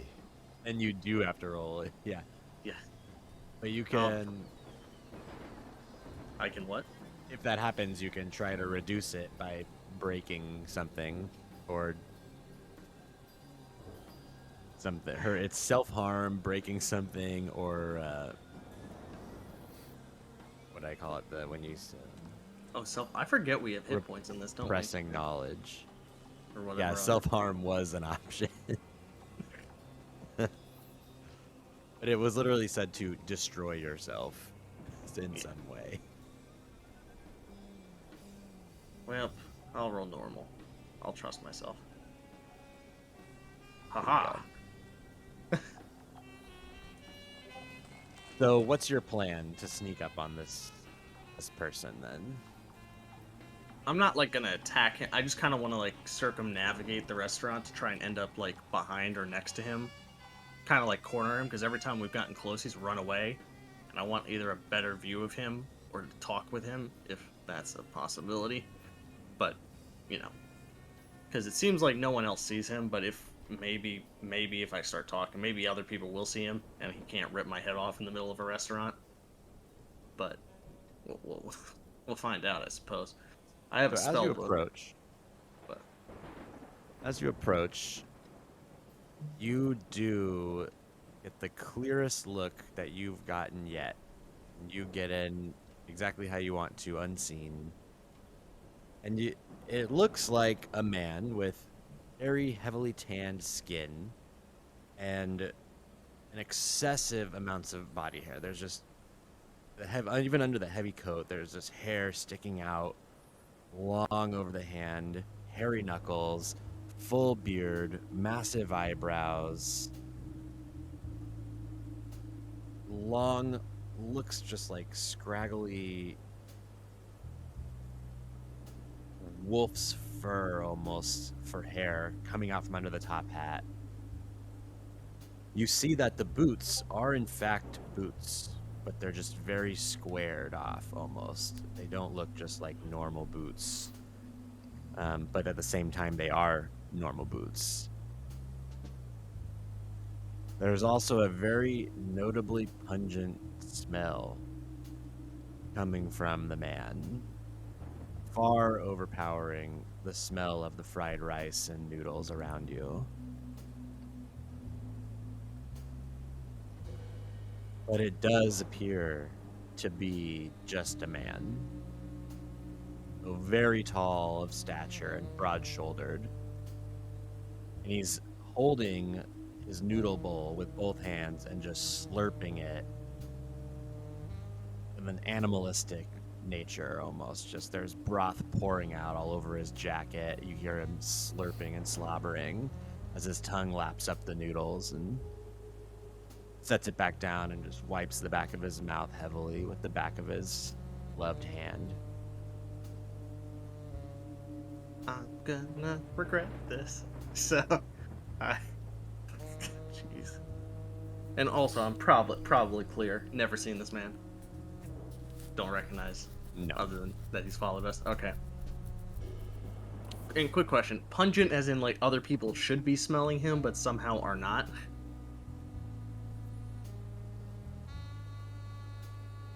You can tell that people are giving this guy space, and Okay. a little bit of, but other like some people have kind of side glanced at him, but no one seems to really care. Okay. The Yun House is kind of known for attracting all sorts, and people can go there without being talked to or judged. Well, Very much kind of a mind your own business den of thieves in a way. well, it's about to get more interesting. All right. He hasn't noticed me yet. I'm gonna quickly take a seat at his table.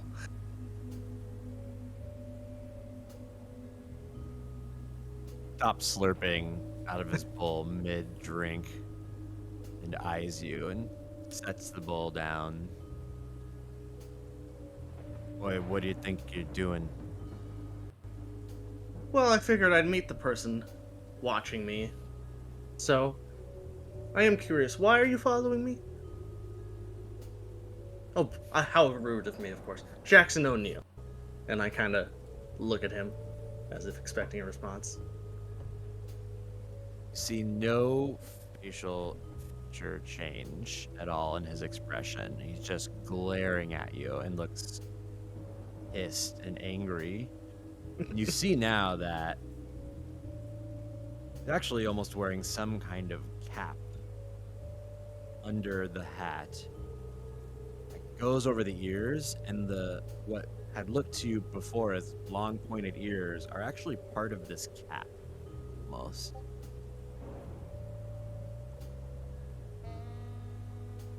He just, I don't know what you're talking about. Get the hell away from me. Well, I'm sure we'd like to not cause a commotion to ourselves, so if we can nicely find out why we've been in the same place every time I've walked into a new place, I'm sure we can get on amicably. Maybe even be friends, and I'll give a charming smile to him. He abruptly stands up and nearly takes the whole table with him when he does, and everyone nearby kind of looks over for just a moment before going back to their meals as he towers over you. I ain't looking for friends, and starts to leave. Well, are you looking for something in my possession then? I'll state very simply. Or something that's... Oh, what's her name? Miss... Sorry, I'm gonna go through all my notes again. Miss Bernhard? Bernard had, perhaps?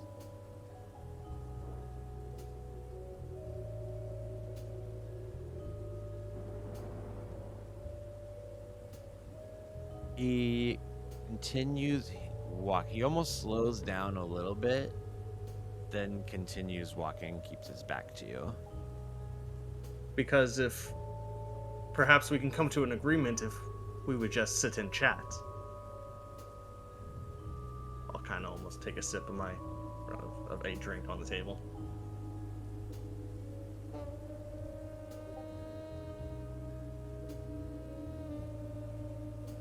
You have your satchel with you.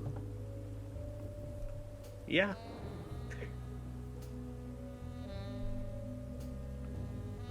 It's not exactly like I'm bluffing. I mean, for all I mean, to be fair, he's been spying on me, so as far as he knows, I probably have it somewhere on my possession. Because remind me, because I think she gave me, what did she give me again? She gave me the tube, or no, she gave me the cylinder, right? Or She'd had it in a satchel cylinder, yeah, and then you put it in your briefcase, and I don't think, and then you took the cylinder. The first time you pursued him, or not the cylinder, the satchel filled with trash to make it look like it was heavier. Went out, and that's when you had lost him in the crowd, yeah, Times Square. So I just imagine you're all keeping it in your briefcase still. yeah, with the other 17 objects, either that or in my coat. At this point, it might be in my coat. The Based book on would have to be in some kind of container. He would just be able to. yeah, the book would probably be in my thing, but the container, the cylinder, might be on me at this point, considering the reactions we've had with it thus far.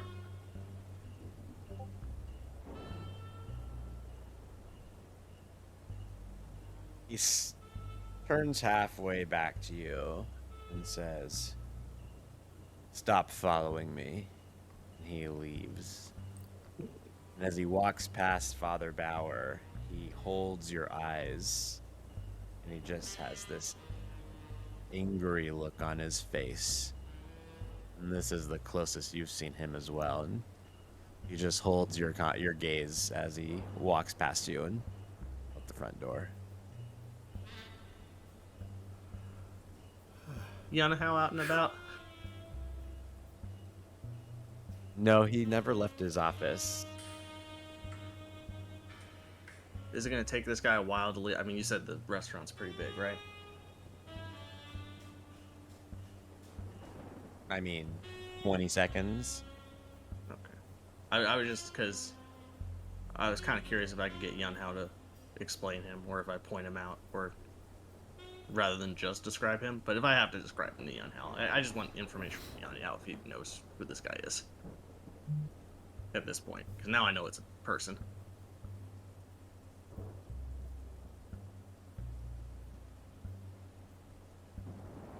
I don't know if we need to go super into detail about that again. I just kind of, if he doesn't, he doesn't. And if he does, Even if you asked just the waiter, he would tell you that he's never seen him before in here.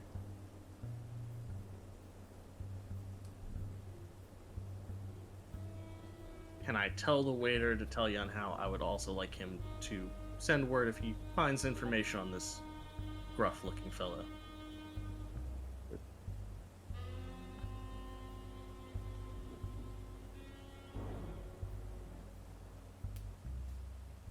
And with that, I think we should probably go to make sure Watley hasn't died.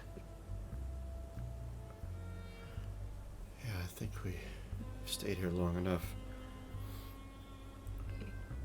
I sip the last of my coffee. I kind of turn to the father.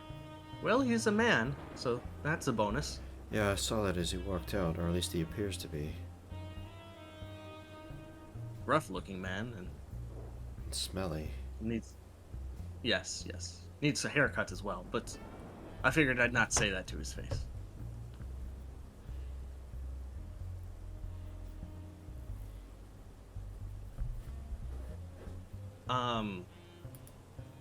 This might just be an off note. Accent of any kind? To peg where he's from, or... Not that you could place. Okay. Because where did she say she found this thing again? It was on a ship in... Delay. Yeah.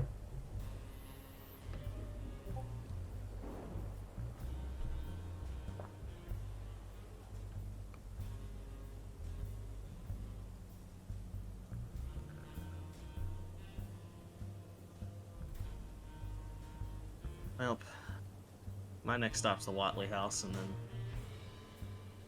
either the Prescott house or the Prescott house might be better, because if we go to the Prescott house, what's her name? Etna might be able to get us into the Kraus Manor due to her job.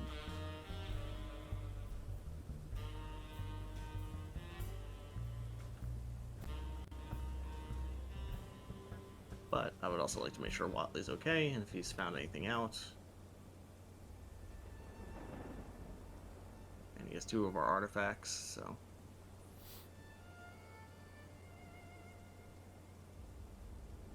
You arrive at the Watley house. There are no candles inside lit. It's very dark. The door is locked. What time of day is it? At this point, probably early afternoon. Knock on the door. No response. Watley, you in there? No response.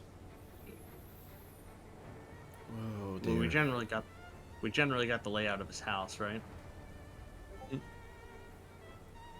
So can I kind of go to where his bedroom is and see if he's in an astral projection state?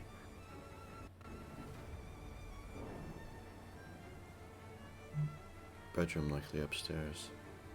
He Yeah, might be. you wouldn't be able to. You could walk around the house and see into the living room, which appears just dark, nothing in there. And he has a locked back door. You know, for doing the legal stuff, or to being a lawyer, I do an awful lot of legal stuff. Any open windows? You could easily get in a window. All right. Easily in a window it is. What are you doing? I'm making sure Watley's okay.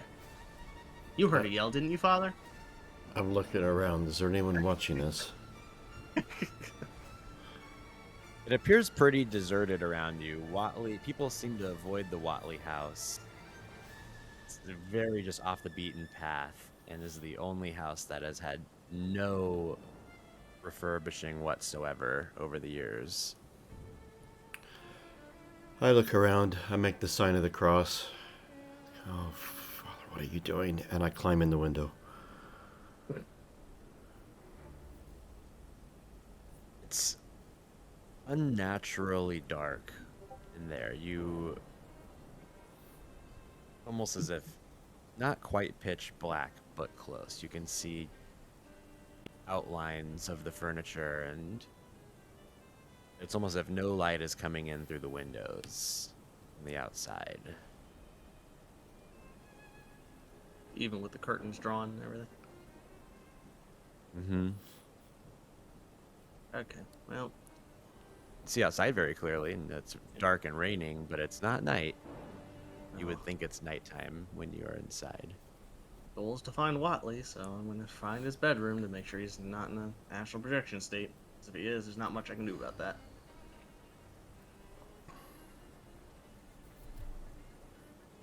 Both go upstairs.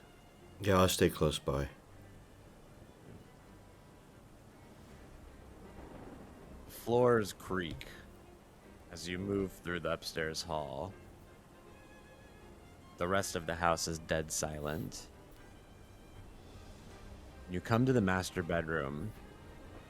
You push open the door. And inside, there is a red glow and this distorted line hovering in space in front of you. One you've seen before, Father Bauer, In what context? several times.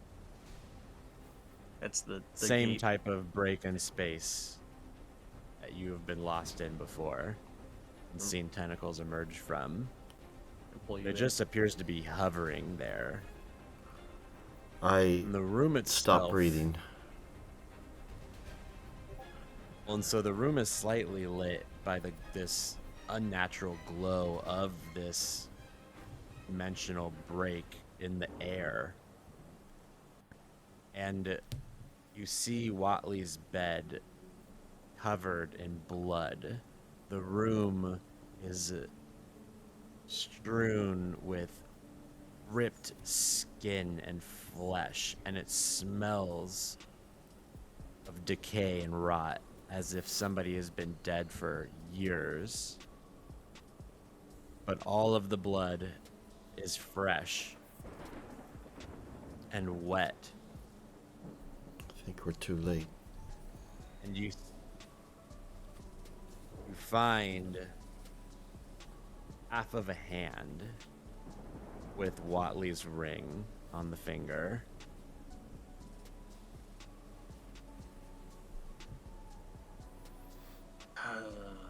Okay. No other sign of him though, other than that. No, but it looks as if a human body was ripped into tiny shreds, scattered about the room. Not in any kind of ritualistic way. It looks wild and like an animal did it. And does the gate look stable? Like, because I know they were kind of staying around for a little bit and then closing again. This thing looks like it's just sitting there. Yep.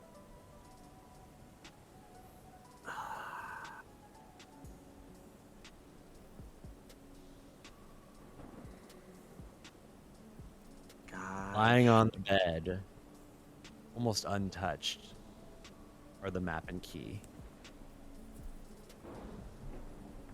There, that's what you were looking for.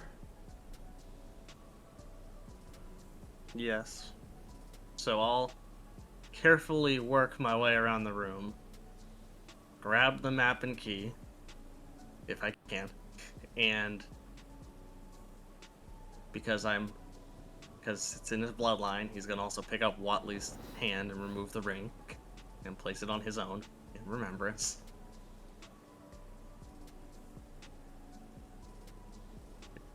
And then work his way back to the father. Oh, also, are there more of the sleeping pills in here?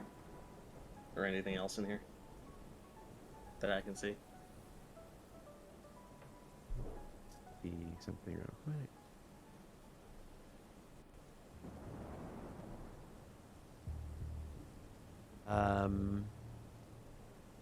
As you put on Watley's ring, you are hit with a premonition, a vision in your head and you see a circle of figures in a dark basement wearing golden masks and white robes, and lying on a raised altar in the center, conscious and attempting to break free of their bonds, is Etna. Where is she? Oh, it's a She's in a premonition. basement. He's having a vision. as he Okay, wears no, the I ring. don't see this. Okay. Okay, so dark basement. I mean, I'm assuming I don't recognize this basement, but I know Turner has No. been in one of their basements, which I believe was it the Krause or the Prescott one that we found the masks and the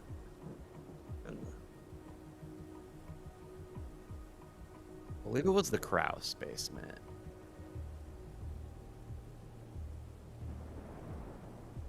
Oh, it was Willoughby had told you he found those in the Kraus basement. Or he Okay. had told Turner.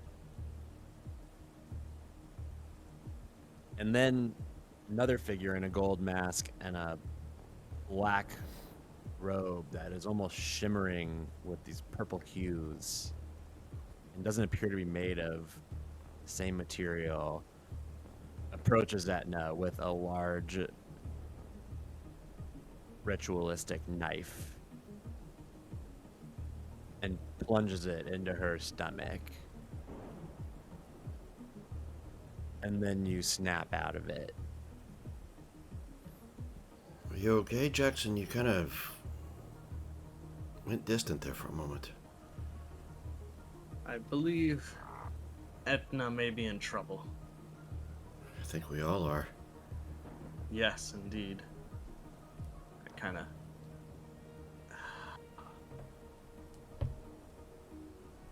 Oh, jeez. How risky do I want to be?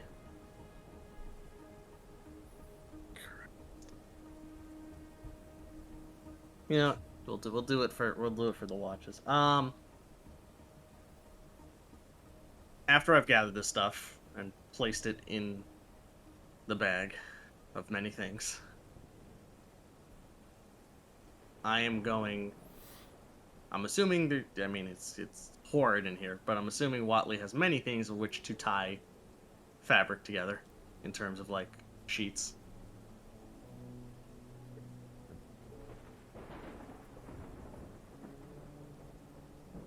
Perhaps.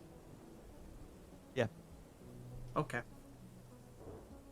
I'm going to tie them together. Hand one side to the father, tie myself to the other, and I look at this red line determined.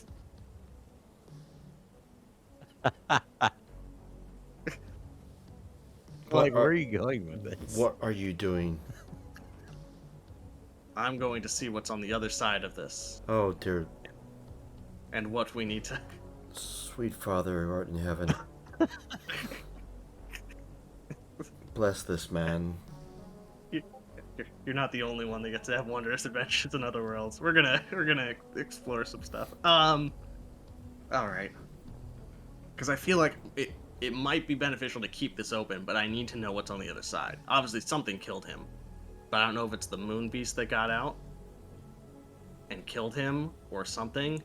But if I can find out what's on the other side of this, it might benefit us.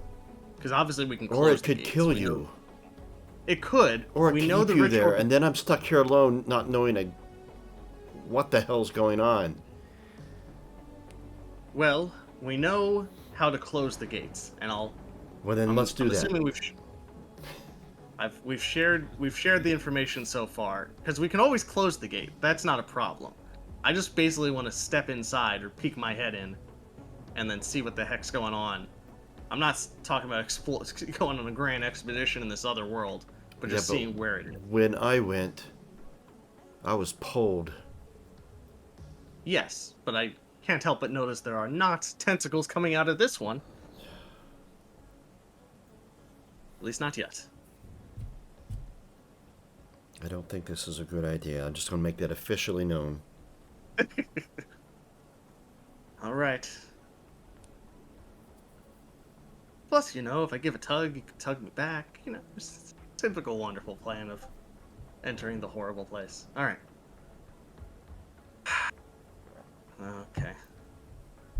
I'm ready to find out. Unless you are heavily adverse to this. But I don't think there's much stopping you. all right. Well, I'm gonna take cover. I'm gonna duck down behind some stuff in case there's some tentacles that come out. gonna brace yourself in case you need to pull me. Yes. So you're tied to me, is that right? Yeah. Yeah. Oh, then I'm what am I tied. tied to? Well, no. I didn't tie myself to. I tied myself to one end and I handed you the other end. So it's up to you to decide what to do with the other I'm end. looking about what is stable, not the bed. Uh, Well, we came upstairs. You might be able to tie it to the the stairs. banister. Yes, yes. Don't go through yet. One moment. I'm gonna tie the best knot I can.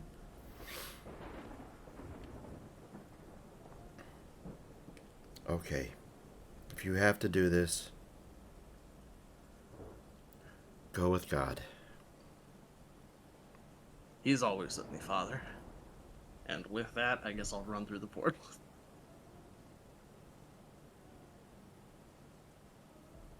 If I have thrown wrench in plan, I apologize.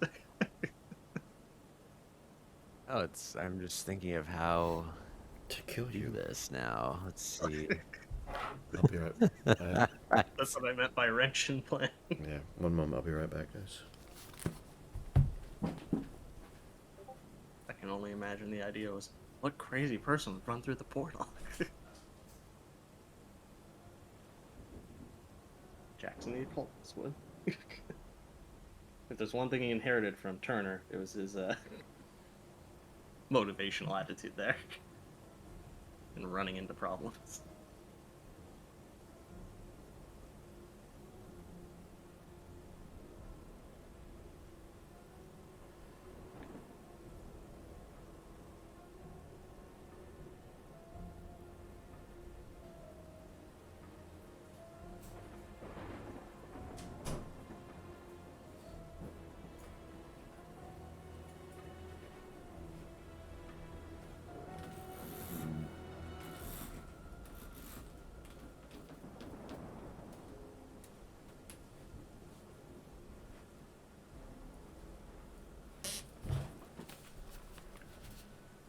Is he dead? No, I'm not dead yet. A cold sensation, like the brush of a heavy wind, envelops your entire body. You feel a new type of sensation from an alien universe that you can't quite describe. You're floating in a formless void, one that is full of dreary and rotten colors. You see twisted, featureless humanoid shapes with loose hanging hides and insect hybrid heads with gaping teeth. You see limbs with joints that twist in every direction and flicker in and out of your visibility. You see yourself surrounded by things you can't explain and your mind can't quite grasp.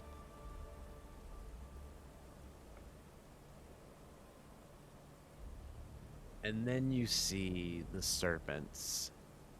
Miles long, horrific worms with huge engulfing mouths bursting through crust of worlds with earthquake-inducing force. You see black, ropey constructs of organic material that change form, emitting rope-like tendrils with mouths and legs and extremities without pattern that move with silent chaos. 10 times your size.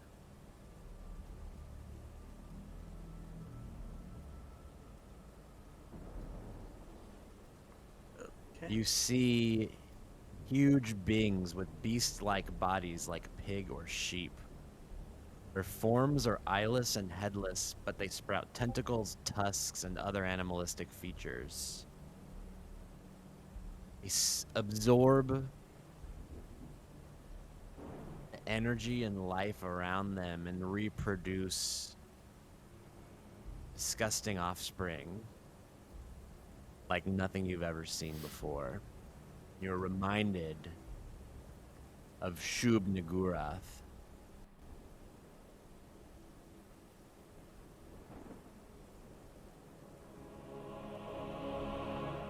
And you make an insight roll.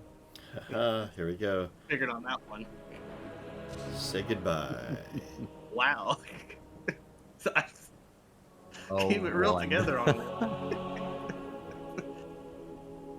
My God. Jesus, you're seeing that? Like, yeah, so? And? Alright, Father, pull me back. Yeah, this was my goal.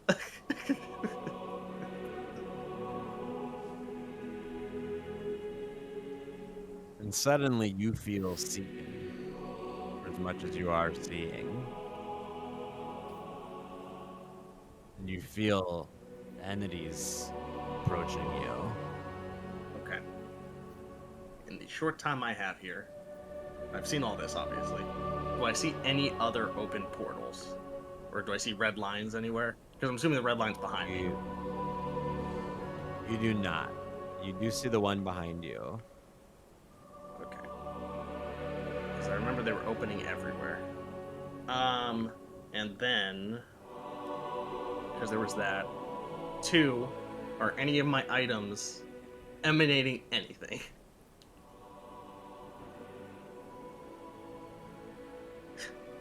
In terms of... The amulet has started to glow.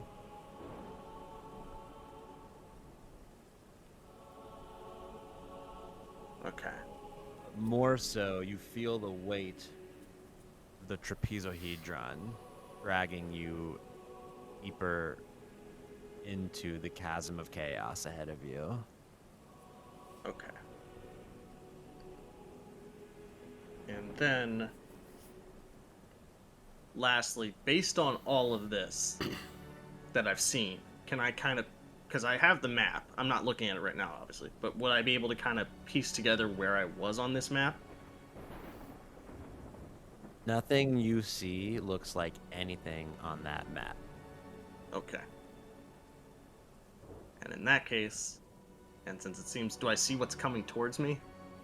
Other than horribleness?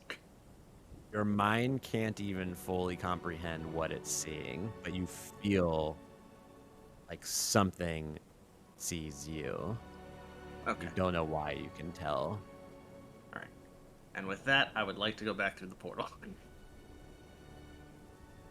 As you attempt to move backwards, the scroll case hums and pulls you forward more, deeper. You stop that, and I'll...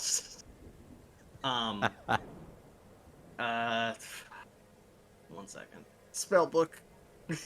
Activate. I don't want to close the gate, because then I'll be here. I need to be on the other side when I do that.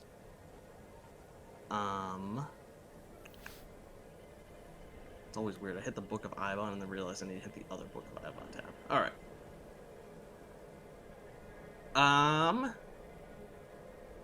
The father, I think, shared with me the exorcism, right? I don't recall, I'm afraid. Okay.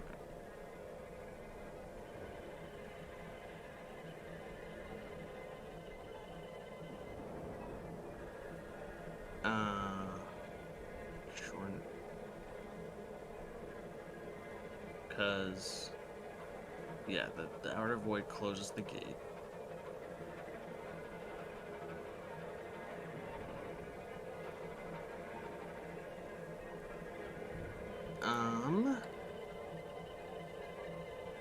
The warding, I believe the father has.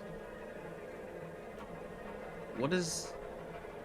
just because I forgot to leave a note for myself. What does the Scarlet Sign do? Or what was it about again?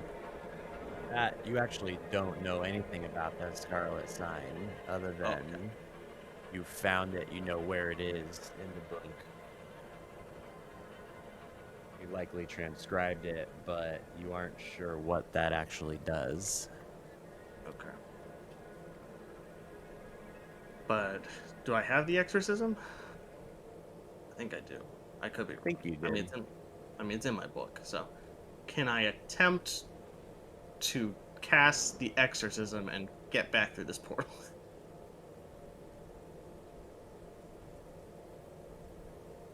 You can make another action roll with an insight dice. Other You action or is it? also, it would be an other action. That's more or less the same thing. Um, Okay. Let me check one thing. You can also like tug on the rope. Yeah. You just are finding yourself unable to move backwards through it. Yeah. I'm tugging on the rope as I'm doing this. Father, you would feel the rope hugging, and it's almost so strong that you feel like you are suddenly being. Oh, did you attach it to the bedpost? I attached it to the banister of the stair. The banister of the stair. Okay. So you see that the rope is becoming extremely taut. I'm going to start And pulling. okay. It actually starts to fray. There's such Oh, force no, being no, no, applied no, to it. no. All right. So you want me to make that roll then? Yes. Oh, goody, goody, goody. Wow. Is it the highest roll though? It matches that. Yeah, so it's both. Well, first of all, do you wish to suppress knowledge, destroy evidence, or destroy yourself in some way? You lower down to 4 insight. Let me see what we got.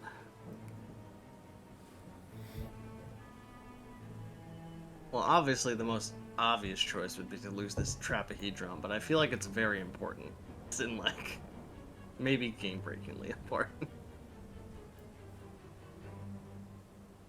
Um. So it's suppress knowledge. What would I suppress though? Just. Right? I mean, I guess it'd be of this, right? I mean, It'd be your any of your items essentially. yeah. Um. Well, I feel like I could be wrong, but I feel like all of these pills are a bad idea if it brings us to this place. But I'm also unsure if the pills did that. Um.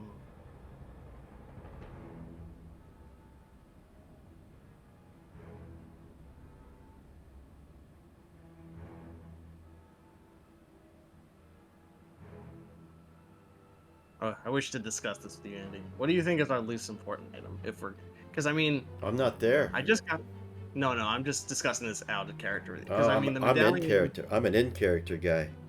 You don't want to discuss this? All right. No, ruins it. You are running out of time. Yeah. You are frantically flipping through the book, looking for something to help you. You find the exorcism, and you read it. Yes. You feel as if the book is being pulled out of your hand by some unknown force Oh, the book. Oh. Oh. as the trapezohedron pulls you forward. Oh, well, that's not good. So Wait, so the book's out of my hand or the trapahedron's out of my hand? not neither for the next few seconds, but you realize that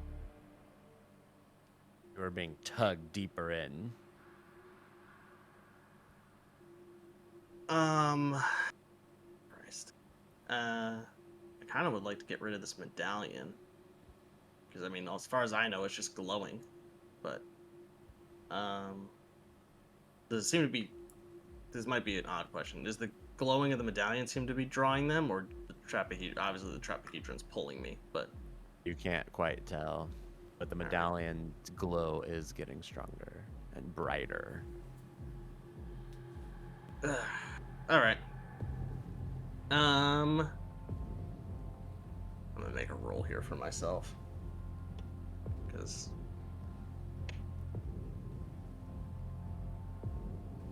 Now, the trapahedron's in the Yogg cylinder, right? Yes. Which, as far as I'm aware, means they can't open it. Because the only one that can open it's the father. So...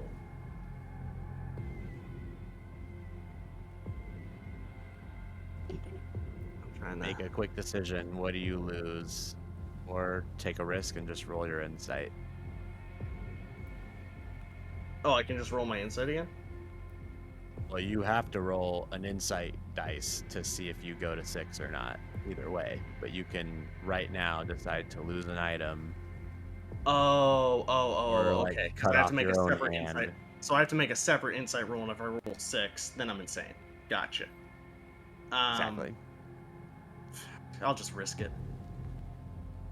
I like my items. Oh, no! Oh no! Yeah.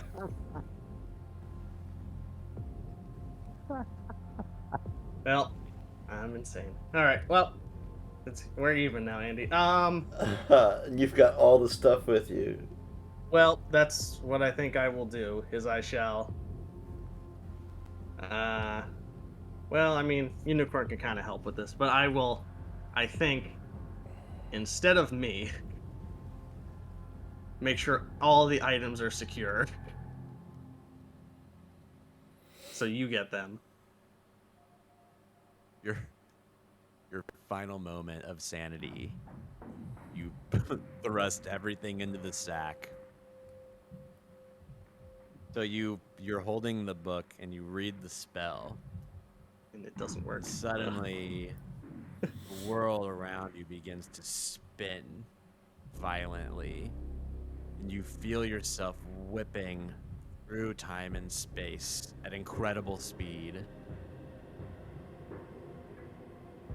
But when you go through the portal break, you keep going. You feel yourself hit something strong and hard. You've stopped. And above you is a man whom you do not recognize, nor can you think of your own name or where you are. All you have in your head is the image of Shub Nagurath.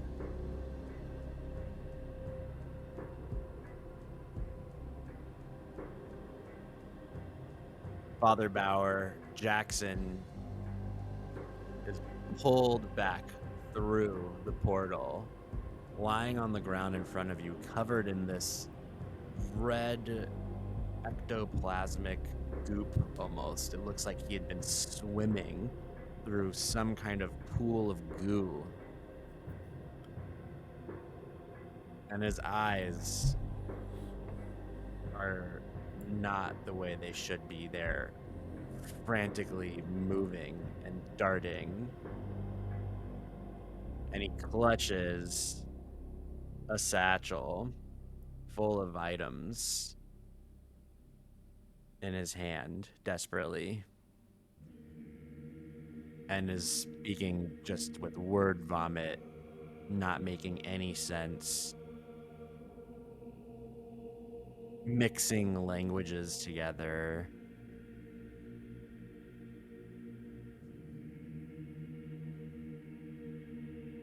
And this goes on for just a few moments before he loses consciousness. And the break in space closes behind you. Oh, good.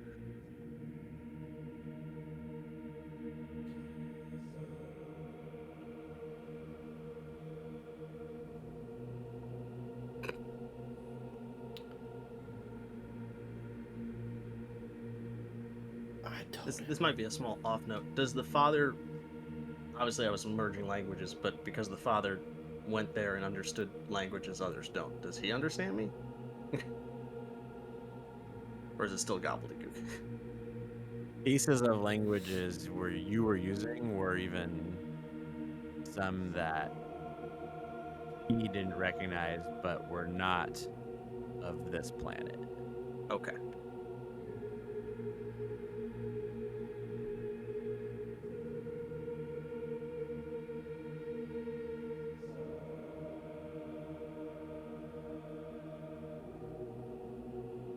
Okay, well, Well, Father Bauer, how do you take that? I'm just end staring of at arc, I this. guess, right? Sorry? What'd you It's say? the end of arc, I guess. With, I guess that's yeah. Tell us, hurry us forward. I am just staring at the place where the portal was. And I'm still holding the bed sheets, I guess, that were made into a robe. Mhm.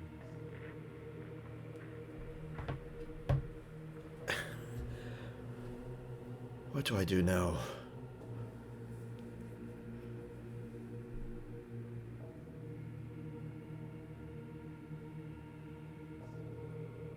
And I'm just stunned, actually, to be honest.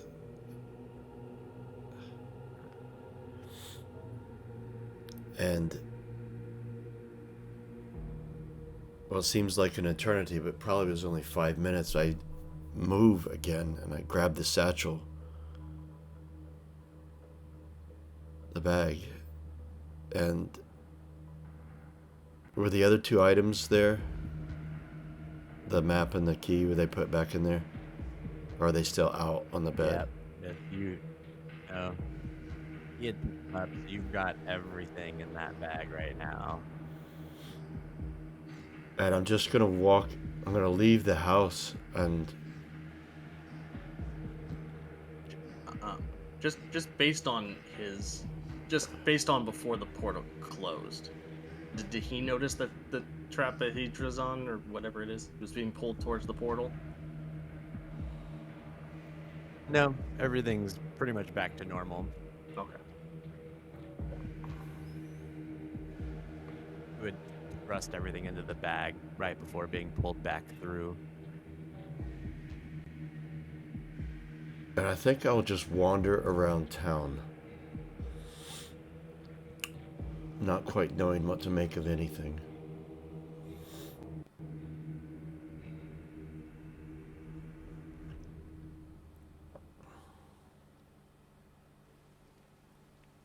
Well, before I went insane there, I believe I did tell you that Etna was in trouble. And you do know that you have to maybe steal a butterfly, but that's on you Yeah. at this point.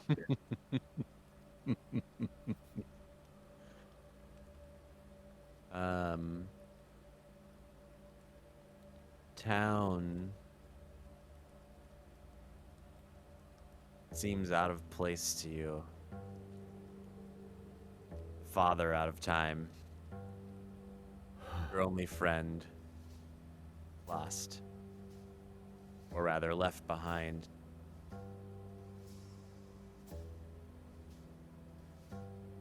I told him not to go.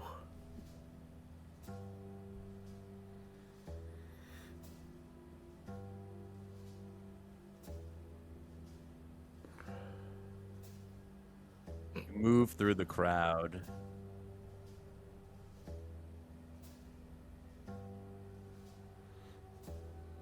No one looks at you, no one touches you, no one gives you any attention at all. It's almost as if you're not actually there. You hear the sound. in the sky. You can't quite tell if it's just thunder. Nobody else seems to hear anything.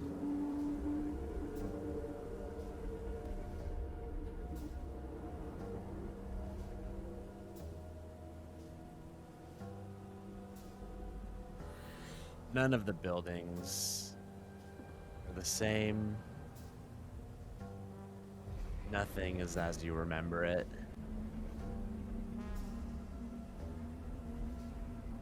As I remember it from before we went in the house, or from... From just your time, Okay, okay. kind of just cementing in the fact that you are alone in this world. It feels familiar and yet so different.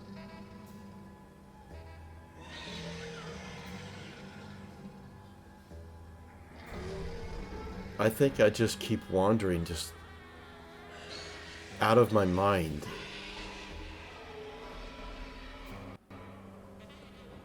Hey, I'm the insane one here.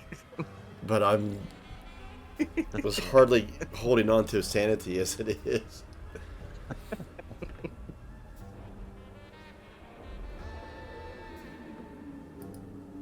And then you hear a voice that you recognize. And it's one that you never thought before would sound welcoming.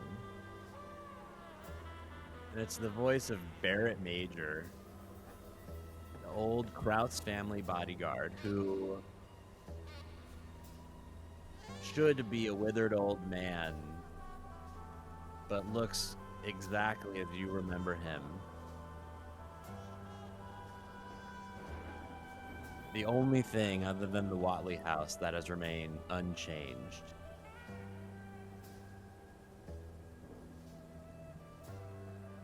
Father Bauer, I've been looking for you.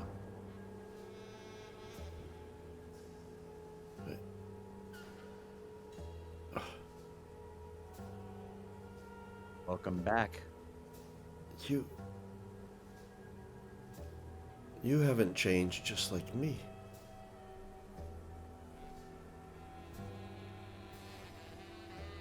So it would seem.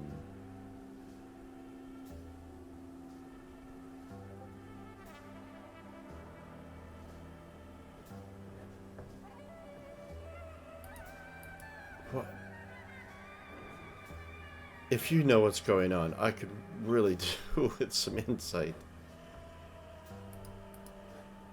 I've seen some terrible things.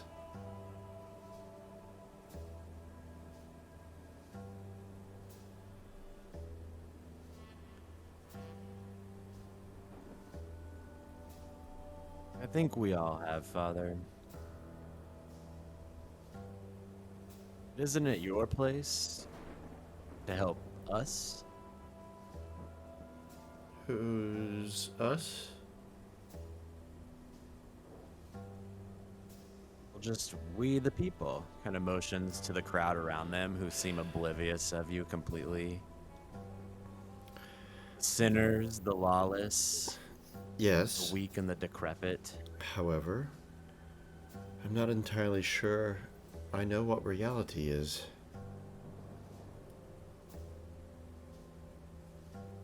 At this point in time. Well, that's a good place to start.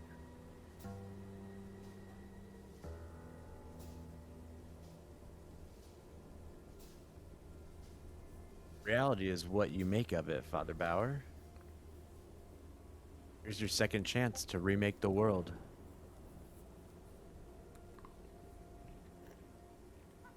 Mr. Hawthorne wants to remake the world.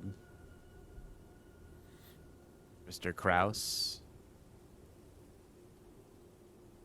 and of a future worth changing for. What do you mean? Why don't you come with me?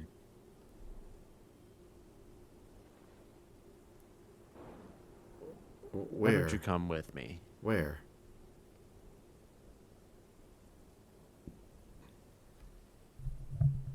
Miss Prescott wishes to speak with you. I've been looking for you.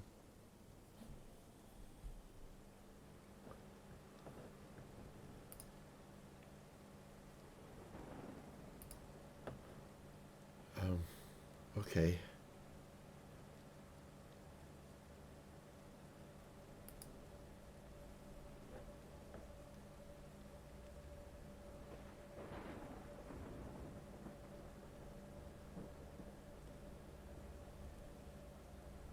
Where?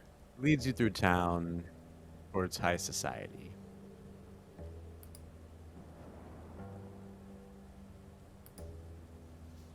Make Jake a character real quick. Hmm? I'm gonna make you a character sheet to edit up. Oh, okay.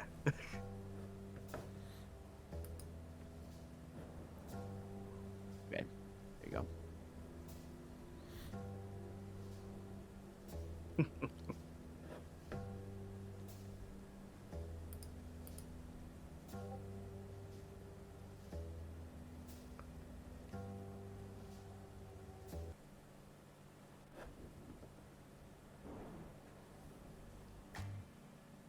To arrive, Prescott Mansion.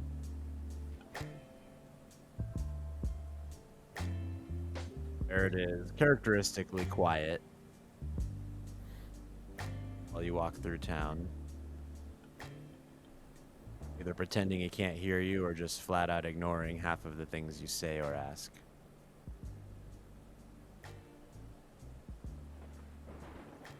You see around his neck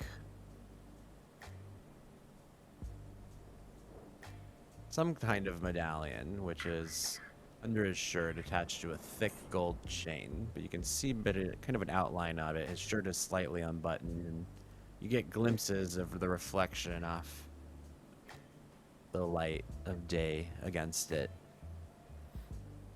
It reminds you of the gold amulet that Jackson had awoken with. But you can't quite see the inscription or the design on it.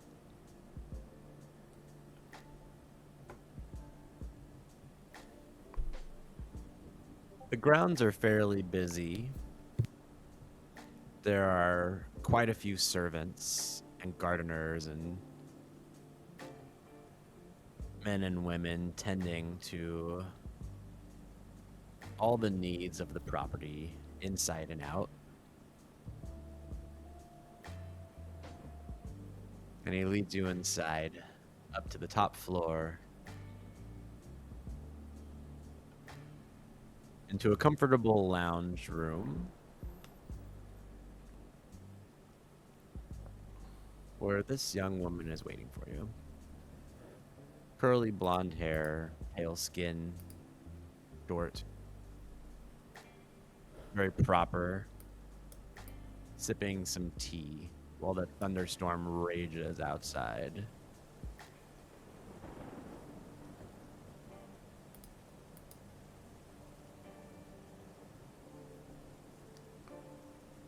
Barrett Okay. ushers you in, shuts the door behind you, stands guard inside the door, doesn't move, but is in the room with you. Good day. She smiles at you. Good day, Father Bauer. Finishes pouring you a cup of tea, pushes it towards you, motions for you to sit with her at this small little round tea table. I take a seat. I am very glad for you to have come. I wish my father were here to speak with you. But alas. She looks up to the massive, gaunt portrait of him.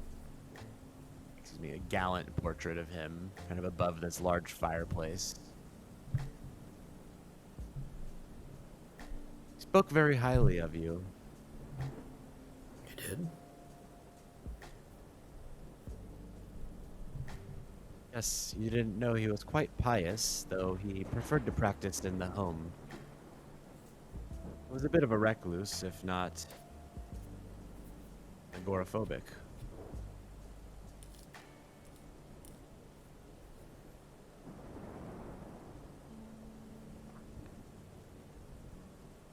He always admired you and your devotion.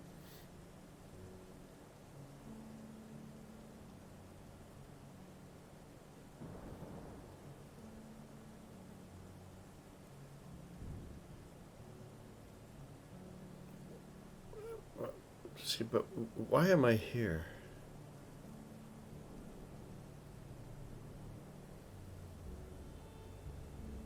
Well, I must admit, I'm mostly curious. After all, how often does a man reappear after 3 decades without having aged a day? I'd like to know that myself.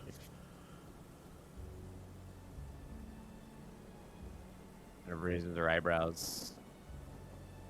Oh, so it was not an intentional departure. No, well, I don't really. You guys say 30 years have passed. It's only been a day for me. Hmm, If that. fascinating.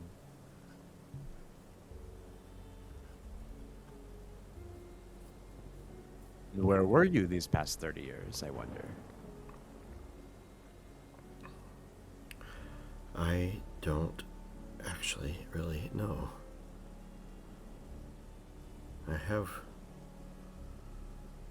weird memories, but it's all like a dream.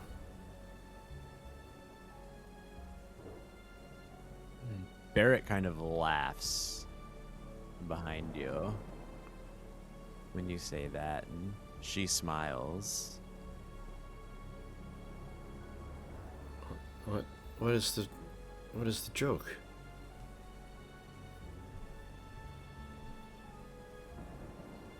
Mr. Kraus, the one you knew, and my father, and Mr. Hawthorne. Well, we have all, those of our families, since the founding of Brindlewood Bay, been rather obsessed with dream interpretation. It is why we moved here in the first place, as I was taught.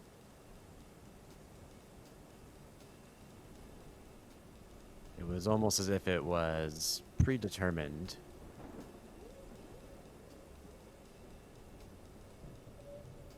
I wish to show you something.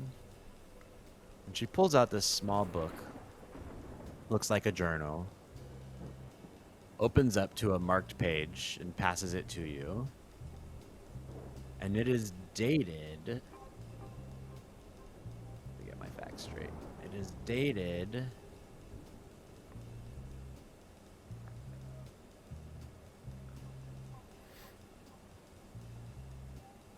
1865.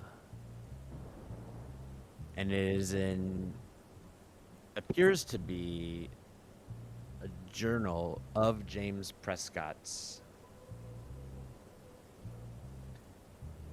And it says, "I've met him again. The priest, Father Bauer. I do not know why this figure appears to me in my sleep, and only then.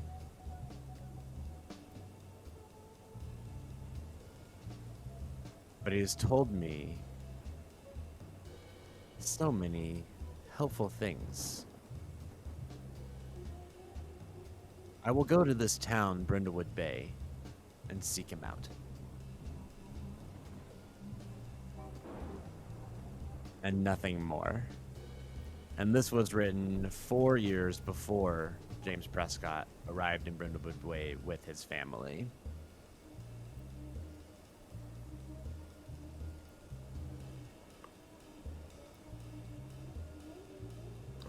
He don't. says, "Can you explain this?" No. I don't understand.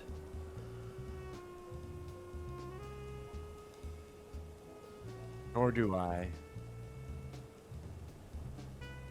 But it does seem as though our families, or my family and you, are linked in some unknown way. Wherever you have been, well, vacations here, of course.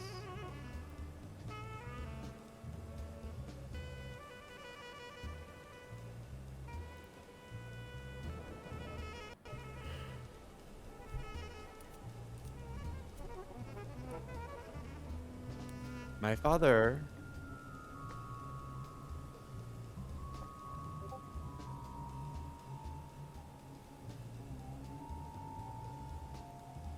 could meet you one day.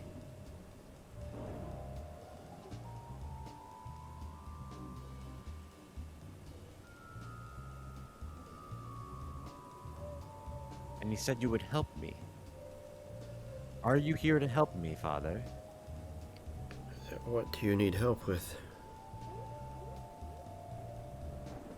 I don't know what I can do for you.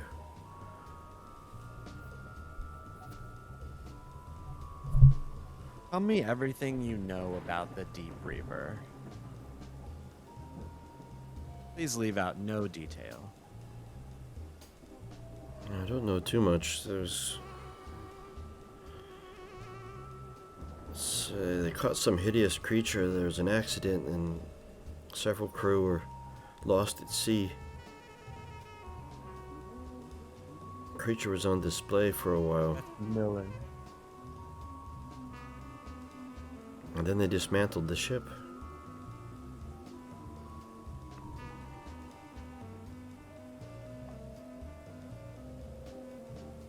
These men lost at sea. Jeff Miller and Matthew Walsh, I believe their names were. Ah, yes. What do you know of them?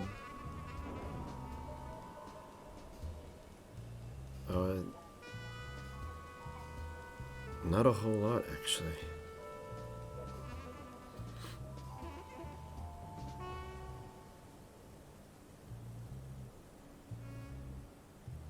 I actually forget as a player any information I would have known. It's been a while. Well, so the long story short of it is they both turned into amphibious, half men, half creatures. Did I see that? You knew at least of Matthew Walsh. Oh, yes.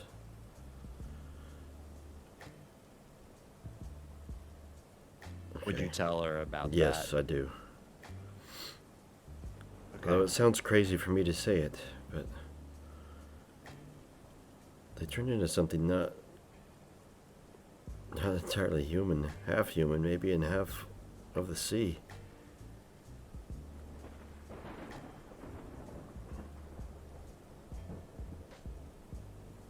But then again, everything that I've seen and what I experienced makes me seem a little bit crazy, or a lot crazy. He holds up a hand to kind of stop you. I do not believe you are crazy, Father Bauer. In fact, I quite believe everything you say. Really? Oh, yes. You see, that creature you speak of, brought back with the Deep Reaver, was no mere whale. It was a divine entity. One which you told my father of in his dreams, apparently. I did. You believe in fate? No. I believe God has a plan for us.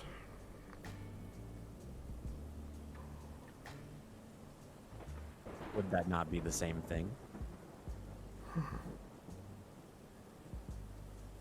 I suppose. It would seem that his plan for you was to create some sort of paradox in time. Perhaps my father would have never come to Brindlewood Bay if you had not reached out to him in his dreams, long before he'd ever even met you. But I don't recall doing such a thing. And how I don't have special powers. That is simply not true. You have just returned after 30 years without aging a day from a dream, as you describe it, of which you do not even remember. We're all subject to our own fate.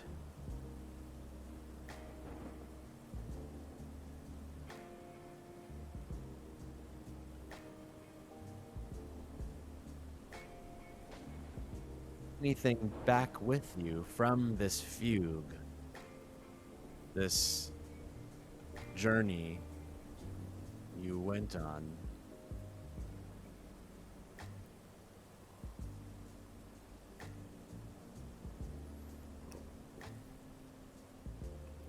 I think I missed the first word. Did you say did? Yeah, she's Okay. asking if you brought any, Oh, okay, yeah. any, Um, perhaps some sort of artifact, or item. my lady, I have a We could bag look of for strange more things.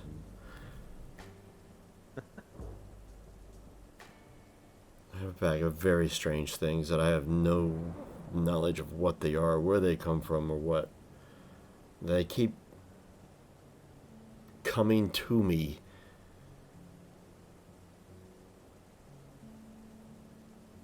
Inexplicably.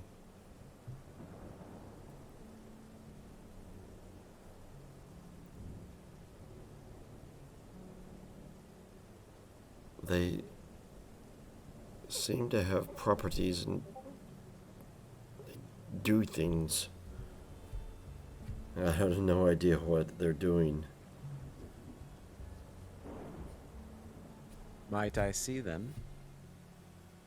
Perhaps I can help.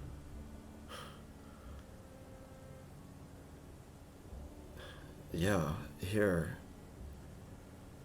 And I open the bag up.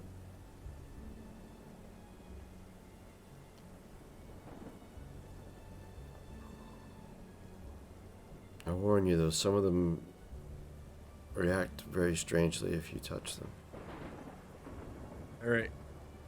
Peers next to you and snatches the bag out of your hands. And pours them out on the table in front of you both. Her eyes go wide. And you see her intently focused.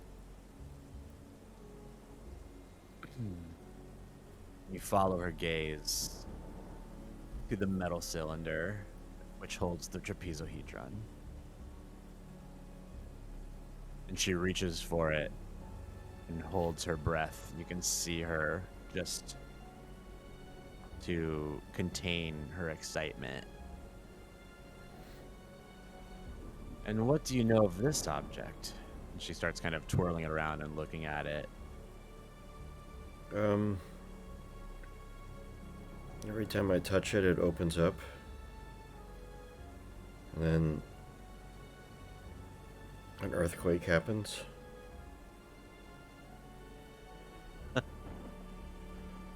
Eric Yeah. picks up the book and starts just flipping through it.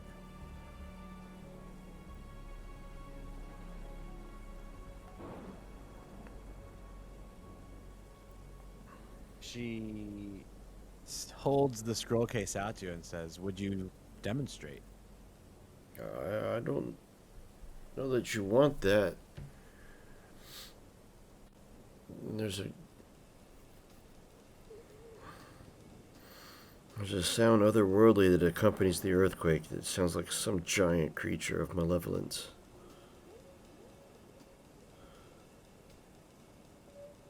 She smiles a little slyly and looks to Barrett and nods her head. And he drops the book and grabs your wrist and holds out your hand forcibly. Pins your other hand behind your back. And she places the cylinder into your palm. And it begins to open. The prismatic light of the trapezohedron begin to expand and fill the room. And just as you predicted, the ground is struck by a massive earthquake. This is what I told you hear about. it in the sky, enveloping the entire building.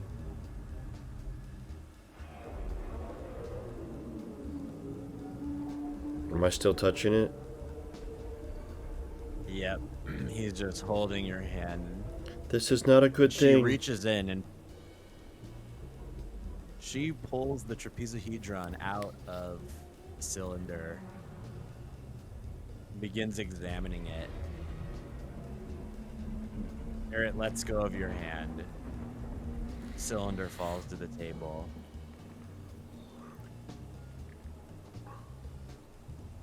My dear Father Bauer, I cannot thank you enough.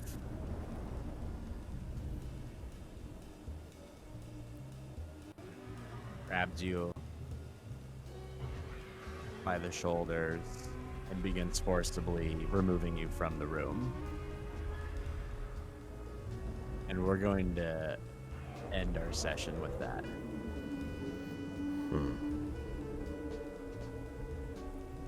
Okay.